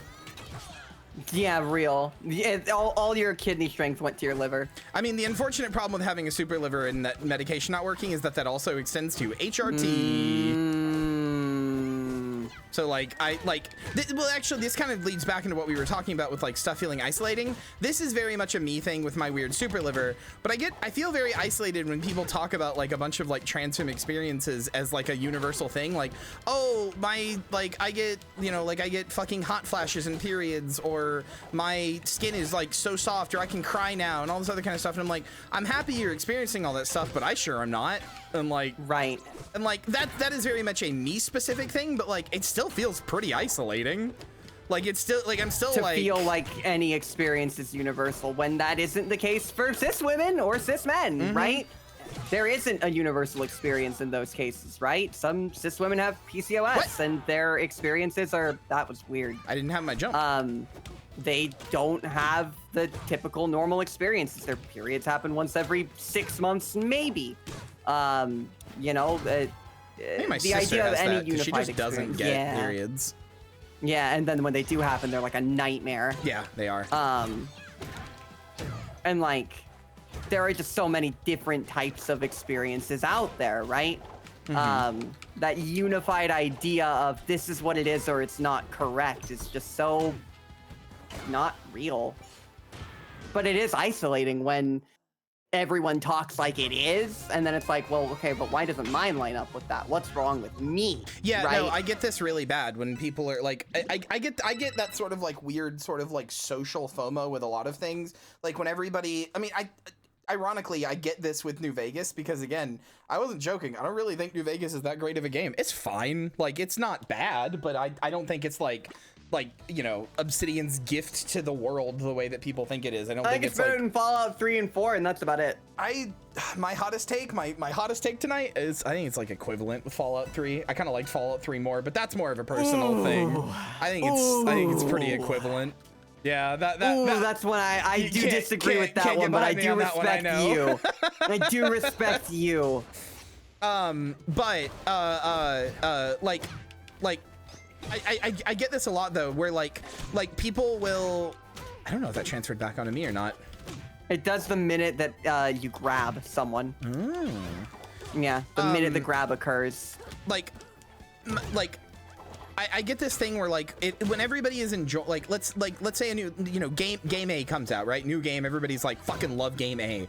Game A is great. Everybody loves game A, and then I play it and I'm like, I thought Game A was fine, or even I didn't like Game A, right? Then instead of like, and this somewhat speaks to a confidence issue on me, but like, instead of going like, oh, like, you know, Game A just doesn't vibe with me or whatever, I'm like, what's wrong with me that I don't like Game A that everybody else does? Like, why am I the weird one here? Why am I the broken one? It's just, I don't know, it's why I hate whenever like, I just hate any sort of generalizations like that, because I very often do not fit into them. And I'm like, all right, well, I guess that's just another thing to feel like a weird sense of FOMO and left outness on.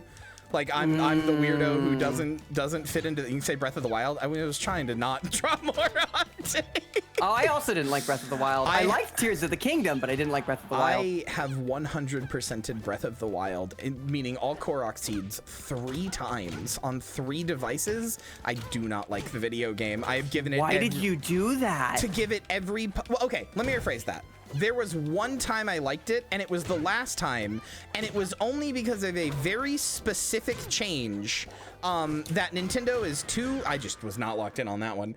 Nintendo is just too fucking cowardly to do at all. Breath of the Wild is not a Link game. It is a Zelda game. Zelda should be the playable character, and Link should be the one locked in the thing. Not just because that would be interesting and it's like a subversion or whatever, but because the actual like text of like the last time I played it, I played the Zelda mod. I played it once as Link, once as Linkle, because I was just like, I want to see what modding is like, and that was fun. And then I played it once as Zelda, and it wasn't until I played it as Zelda that it clicked. And the Zelda mod replaces Link with Zelda, and very, very, very slightly alters the text. No like big text box changes or anything. It just changes the pronouns, and every time they refer to the princess, it just gets changed to like Link, right? Like it's just it's just swapping the thing, right? But you realize when that happens, it also edits the like memory cutscenes you can see, and it edits them very, very specifically. It only takes about 1 second off of each of them. And that second is the pan back. Is the Link POV? Yeah, it's the pan back to Link. Because it turns out all of those memories, they're framed as if they are Link's memories. They are not.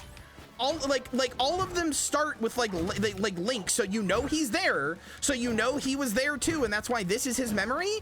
And then the entire memory is like Zelda doing a thing for like 20 minutes. Persona 5 Joker moment. Yeah, like it's really annoying. Because, like, when you take Link out of the story and you put him in the castle, you put him as the MacGuffin in the castle, and you make the story be about Zelda and have, like, Zelda be the one getting the sword and Zelda being the one saving Link and Zelda... Like, the first place you go is a fucking Sheikah village, a place Zelda has direct connections to. Like, you know, in like, who she is. Like, it is a game about Zelda.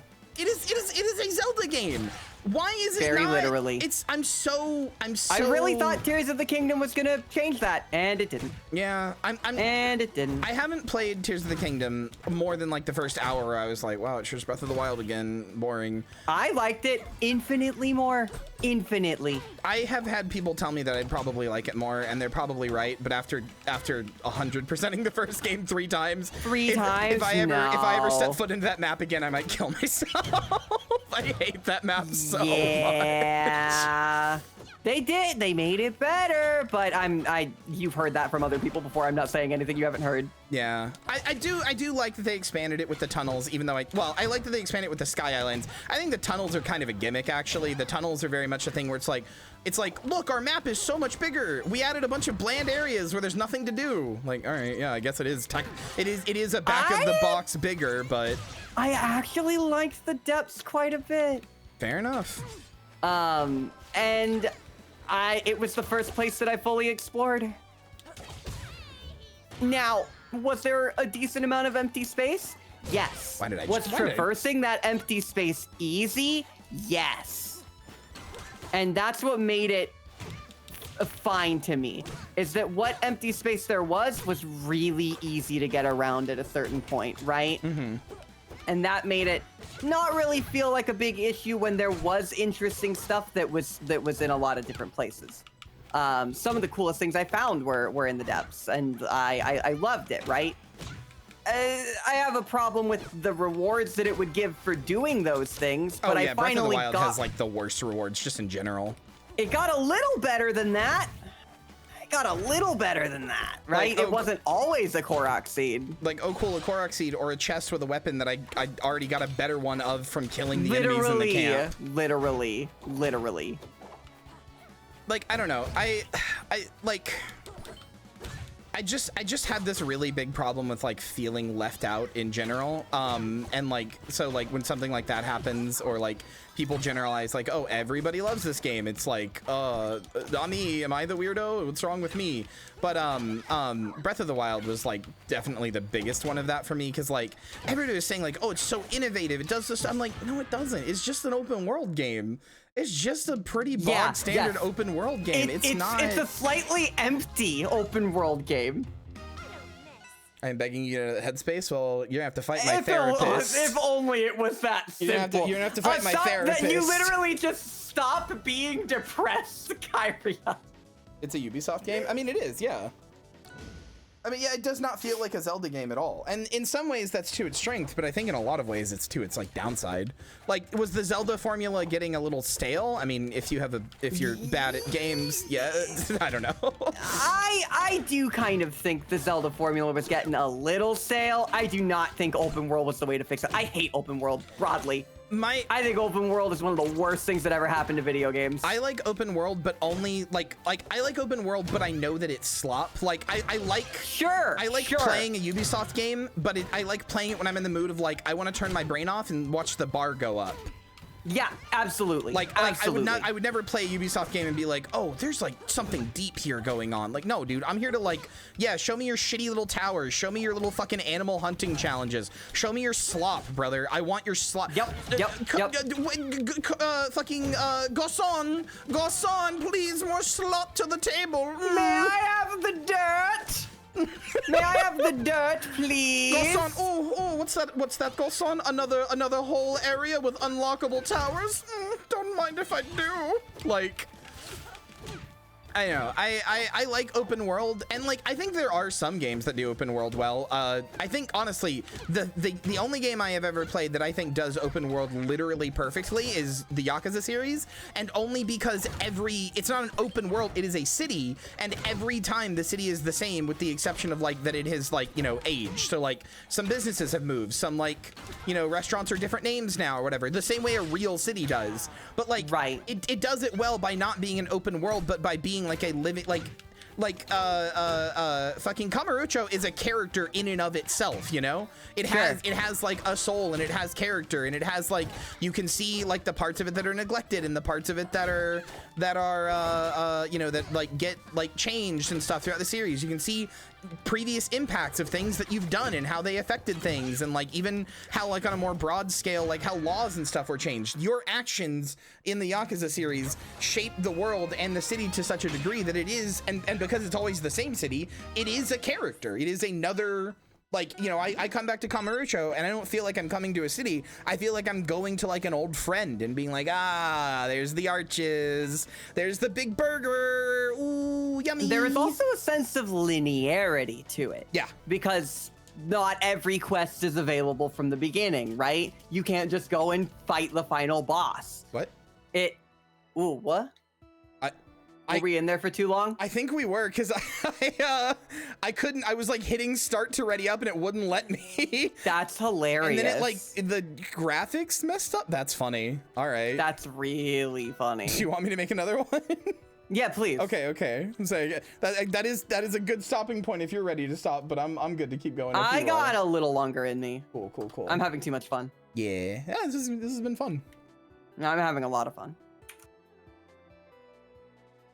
I think Death Stranding does open world well as well, because the traversal is the point. It is the game. The open world is quite literally necessary. Yeah, it's fair. I actually agree with that. I think there were two games that did open world right. They were Death Stranding and Elden Ring. That fleet icon is so cute. I know. I think Elden Ring would be better without being an open world. Super hot take. So I actually agreed with you until what? Wait. It just said. It didn't take you with, did it? No, wait, no, I'm here now. Well, okay, that was fucking weird. Yeah, that was weird. Okay, hold on, I got to switch our places because we've moved. So I agreed with you about Elden Ring it should have been an open world, and it wasn't a good open world. Like I think it's still fun. It's probably like, I mean, I have tons and tons of hours in it. For a while I was gonna make it my only content and like just do like challenge runs and stuff of it until people were like, don't do that. But I you know, all this is to say, I love Elden Ring, think it's great. Something that Elden Ring very much lacks in its open world is that a lot of it, like, exploration is the reward, but there isn't a reward for doing that, other than the exploration itself, which gets tiring after like 150 until the hours. DLC. Yeah. So I don't know how much you are against the idea of modding your game or anything like that. There is a total overhaul game, or a total overhaul mod called Elden Ring Reforged that is so good it might as well be a sequel to Elden Ring and fixes literally every problem I have with the open world. Literally all of them. So my thing about mods, I typically avoid them in games like Elden Ring because I'm same. I got that. I don't want to mod games, OCD. Don't know why. It fucks with my brain in a weird way. But what I will say is I also feel like it speaks to what an open world game could be, but it doesn't comment on Elden Ring's open world, if that makes sense, right? It speaks to whatever the name of the mod was, you know, it speaks to Elden Ring modded's open world. Sure. Which is essentially a development studio and a half. I'm actually not sure how many people worked on it, but again, I don't know how many worked on Reforged. I get what you're saying though. It's the original development studio plus the mod authors, yeah. And while I do think that it is a good way to experience it, it feels like a different game, right? That's totally fair. Yeah. I would say Reforged, part of the reason I like Reforged is because of how little it changes in that sense. Like, it is still like the base game in a lot of ways. But like, no, I do totally get what you mean. I also have the, like, don't really like to mod my games autism or OCD. I'm not a big fan of that. Like, generally speaking, somebody's like, oh, a mod fixes, I'm like, okay, well, mod fixes my cock and balls. Fuck off. Like, I don't really care most of the time. I was very, very deeply hesitant to install Reforged, and I'm not gonna like do a whole spiel like you gotta, but like if you ever consider going back, I really, really, like, from the deepest bottom depths of my heart, recommend it. It is that good. Like, it is, whew, it blew me away with how good it was. If I go back, it's because I want to play through the game with the DLC weapons because they were all so good, and I'm so mad. They're so good. I can't believe you can't get them until the DLC. I'm so mad about it. You can trade them with a friend. Sucks though. I'm gonna do it at some point because there are so many gimmick playthroughs I want to do. There are so many fucking gimmick playthroughs I want to do. I want to do a gimmick playthrough of a bunch of the weapons, specifically the martial arts though, because martial arts and the throwing dagger. Palm Blast is so fucking stupid even after the nerf. Also, the perfumer bottles. Oh, I did right around the time that you were doing your summon playthrough, I was doing a playthrough that was like an artificer. I only used crossbows and items. Oh, yeah. Yeah, it was actually really fucking fun. And it made me actually use crafting, which I never really used because I'm a beat your head against the wall type player. No, As same. you've seen when you saw me play Lies of P, I just beat my head against it until I won. I just do that. But actually, like, doing a playthrough where I forced myself to use the items and the crossbow only, which doesn't scale with stats, was just a really fun way to get to experience it. Mm-hmm. Did you do crossbows because you can craft arrows? Was that like the idea? Yes, yeah. Yes. I wanted it to be craftables, and I didn't want to do actual bows because they scale with dex, and that would have pushed my build in a direction. I wanted the build to be the items. What made the items better? No, right? That's totally fair. I'm a little annoyed with myself because like I have a really this goes back to something earlier I was talking about where I'm like, I want to be like that insane person who's like a thing, right? I kind of wanted to be that with Elden Ring, and to some extent I still do, but I am like started Elden Ring. I started doing Elden Ring challenge runs, and first of all, I had a bunch of people be like, "Yeah, I don't really want to watch Elden Ring anymore," which is fair, but also ouch. Yeah, no, I hear like totally fair. They're not even remotely in the wrong for telling me that, but it's also like, well, I sure did spend a bunch of time saying I was gonna do this and making assets and. All right. All streaming. Right. Yeah. Streaming. But the other thing is that like I started with what I thought would be like fun, easy, simple runs to ease myself in, and instead I accidentally chose some of the hardest runs known to man. Yeah, that summons only. The Hello? spirit ashes. I did not think it was going to be that hard because I didn't know some of the spirit ashes, some of the best ones, are locked behind Everjails, which for no good reason you can't spirit summon in. Like if you could, so I had to bend my rules to even beat the game. And even then I didn't, I think. Or did I? I don't remember. I think I did. I had to bend my rules to get Black Knife Tish because Tish is locked behind one of the Everjails near the Ronnie Mansion. And Tish is so fucking good. And Tish is incredible. Tish is like an incredible summon, but she's in the Everjail with her mom. And you can't summon in Everjails, and it is the only place you can't do that, and there is no reason why, and no explanation as to why. You just can't. So a bunch of the best ones were just locked off from me. I had to like to make it so that I was still using spirits only.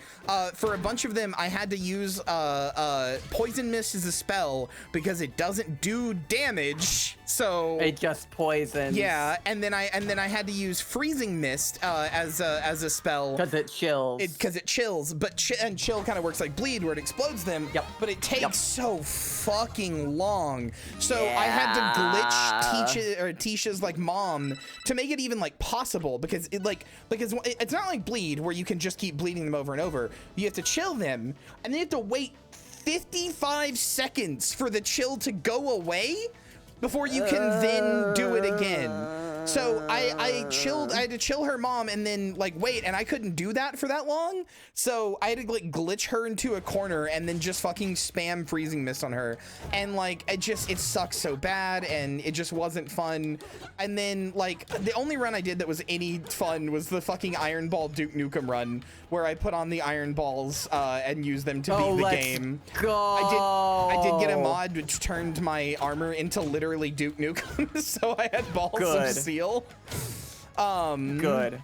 But I just accidentally started with the fucking hardest like things ever, and between that and like because I'm stubborn, if people had been like, I don't want to watch Elden Ring, but I had started with a bunch of easy ones and I was feeling good about it, I would have been like, fuck you, we're doing it anyway, you're gonna either like it or leave. Like I would have been like that. Real. But after I started with like 4 of like the hardest runs possible, I was like, I don't know if I want to play it anymore either. Maybe not, actually. Maybe not. Oh God. God, that's really, fun, though. I just didn't think, like, it's just so frustrating to me as a design decision that the one place you can't use spirit summons is fucking Everjails, and then they lock some of the best very spirits. odd. Like, there's nowhere else in the game. There's literally nowhere else in the entire game, or no other, like, boss fight in the entire game that you can't use spirit summons in. Except for like some field bosses that spawn at night. The only ones that you can't summon for are the ones that spawn at night, like the Deathbirds and stuff, because those aren't like those are like in an area that isn't and they're set entirely to be a boss. optional. You can even do a bunch of the optional ones. Yeah, it took me 48 fucking hours. But like the only ones you can't summon for are the night bosses, which makes sense, and the fucking Everjails, and that's it. You can summon for every other boss. Oh, and sorry, you also can't summon for patches, which I was very annoyed to find out because the weird. You can't summon for patches, which I was very annoyed to find out because the fucking fuck Fextra Life, the Fextra Life wiki said you could, and I was very annoyed when it was like, wow, no, you can't. I rarely see them ever be wrong. Fextra Life? Oh no, I had the biggest bone to pick in the world. Maybe I didn't go looking. Yeah, maybe I didn't go looking. Fextra Life is maybe the worst wiki I've ever seen in my entire life. I hate them so much. Honestly, the only thing I ever see is a lack of information, but never outright lies. Oh no, Fextra. Why did I do that?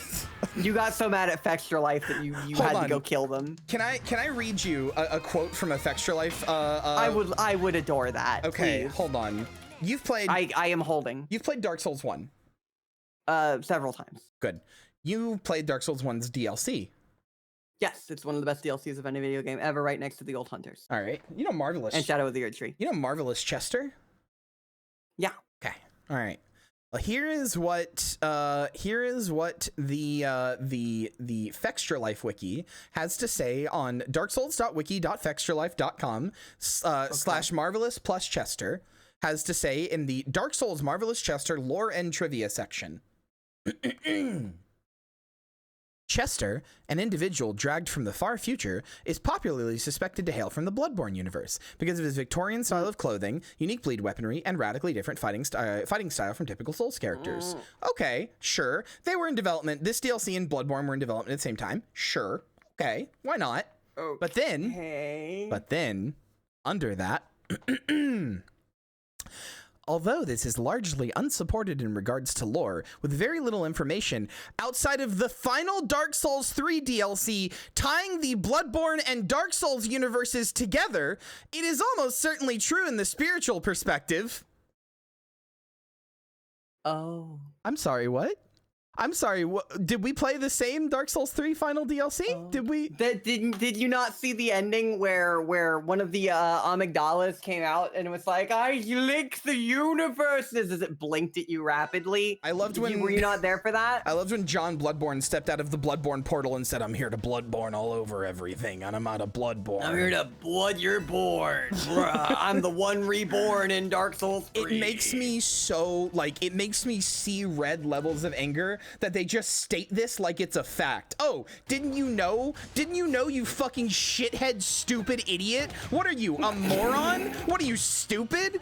Didn't you know? What's wrong with you? How wrong are you? The Dark Look Souls at how wrong 3 you are. DLC connected these universes, dipshit. Obviously, you clearly saw this when you fought Lady Maria of the Astral Clock Tower in Dark Souls 3, okay?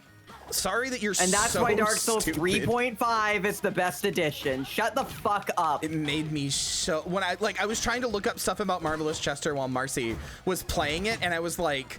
I just caught that, and I like, actually fucking screamed. I was like, what are you talking about? Real. Always be planting. Fuck, Always you're right. be planting. I was so... God, I was so angry. What am I doing? I looked at you. Okay, I'm glad I saved myself. You did good. You did I good. got You did good. You confused did on good. who I was.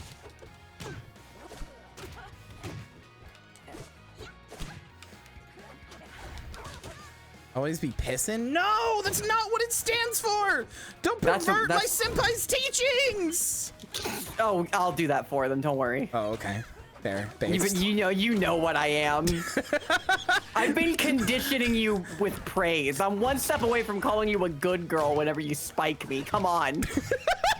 me looking at you like the homophobic dog. I know what you are.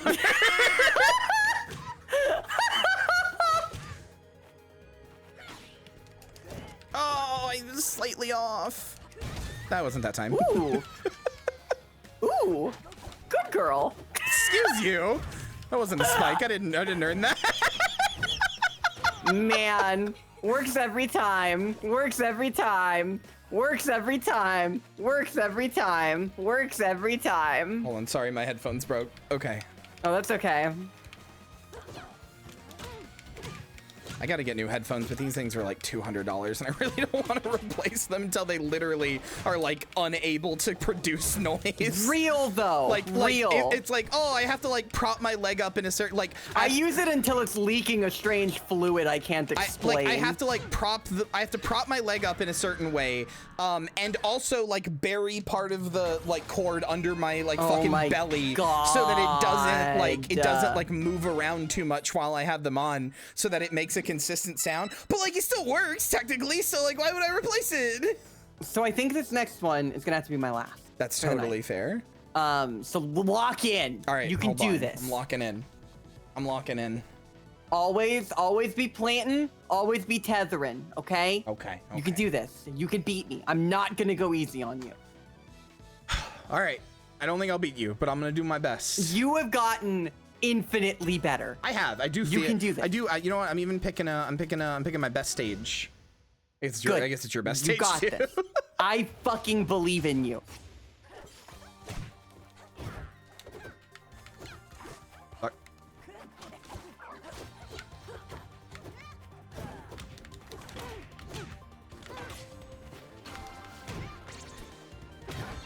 Oh, that hits you out of shield. Okay. Oh.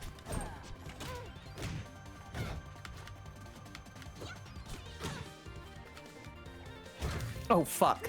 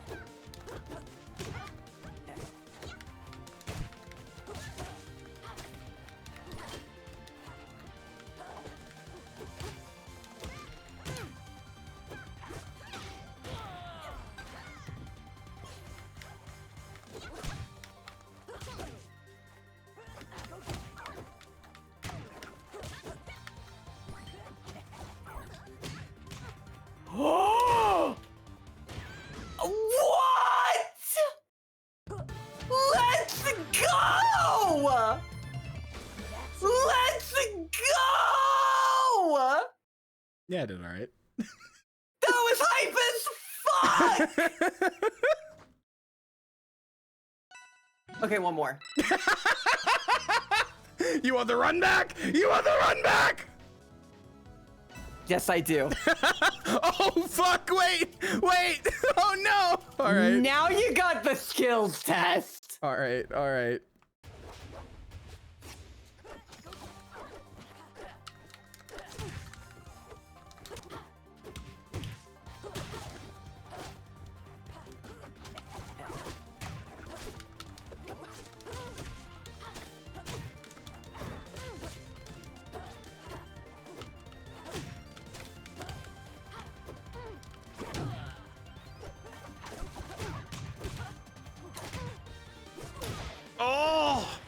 Oh, that down air was so feisty.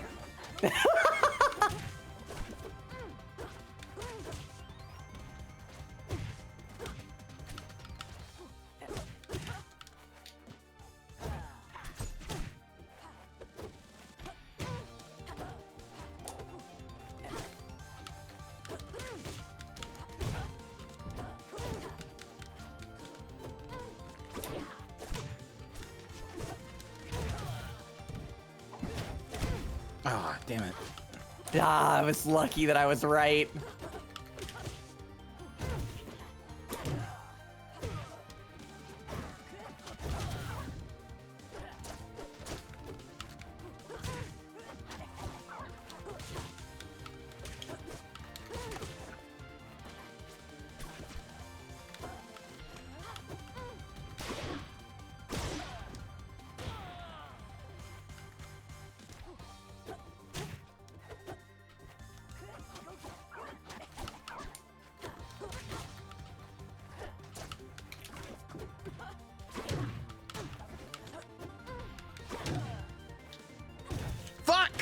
I gotta grab more. I don't grab enough. I had to make sure. You scared the fuck out of me for a second there.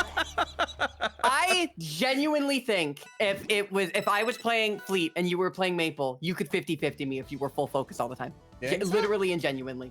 Well, yeah, oh yeah, no, that was incredible. That was fucking incredible. The tilt into the tether into the forward smash left me so outstanded that I didn't take the opening I had to block because I was like, no fucking way. And then it killed me. You did, in fact, have like a second to shield. Yeah, I noticed. It was a half second, but I was so fucking like genuinely like impressed that I did not react in time. Aww. Because you had every single aspect of it. All 3 of your kills were legit as fuck.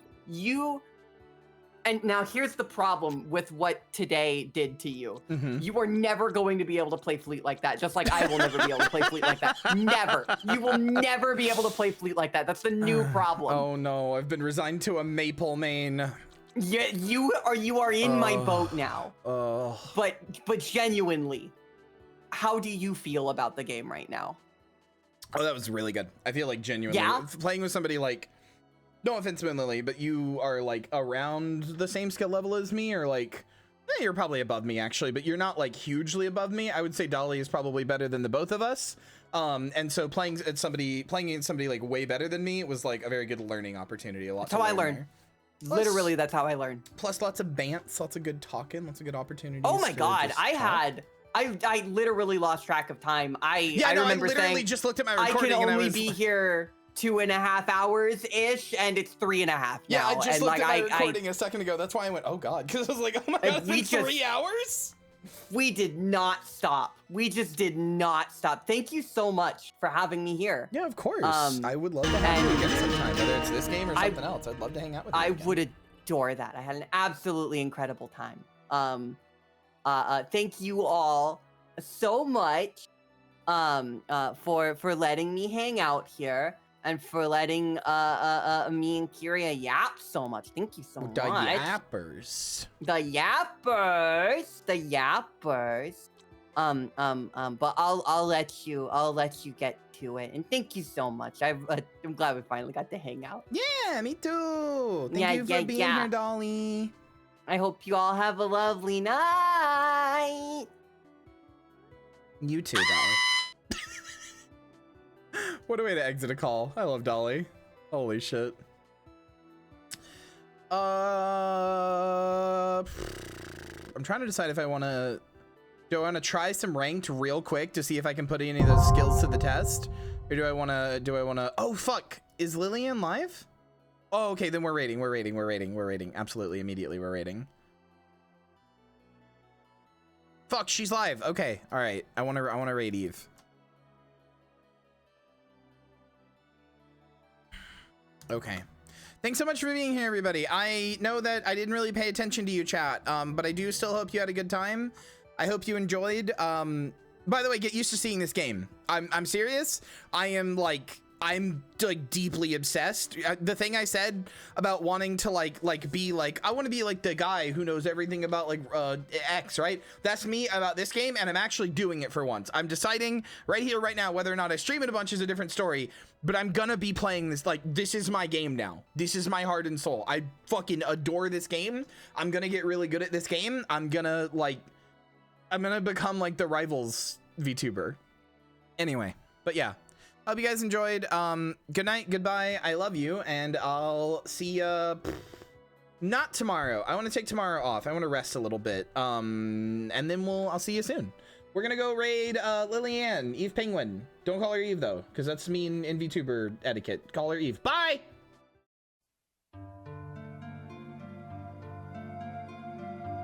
Oh! Did I scare you? Thank you for watching. And especially a big thank you to everybody in today's credits for their support on the stream. I hope to see you again soon. Bye!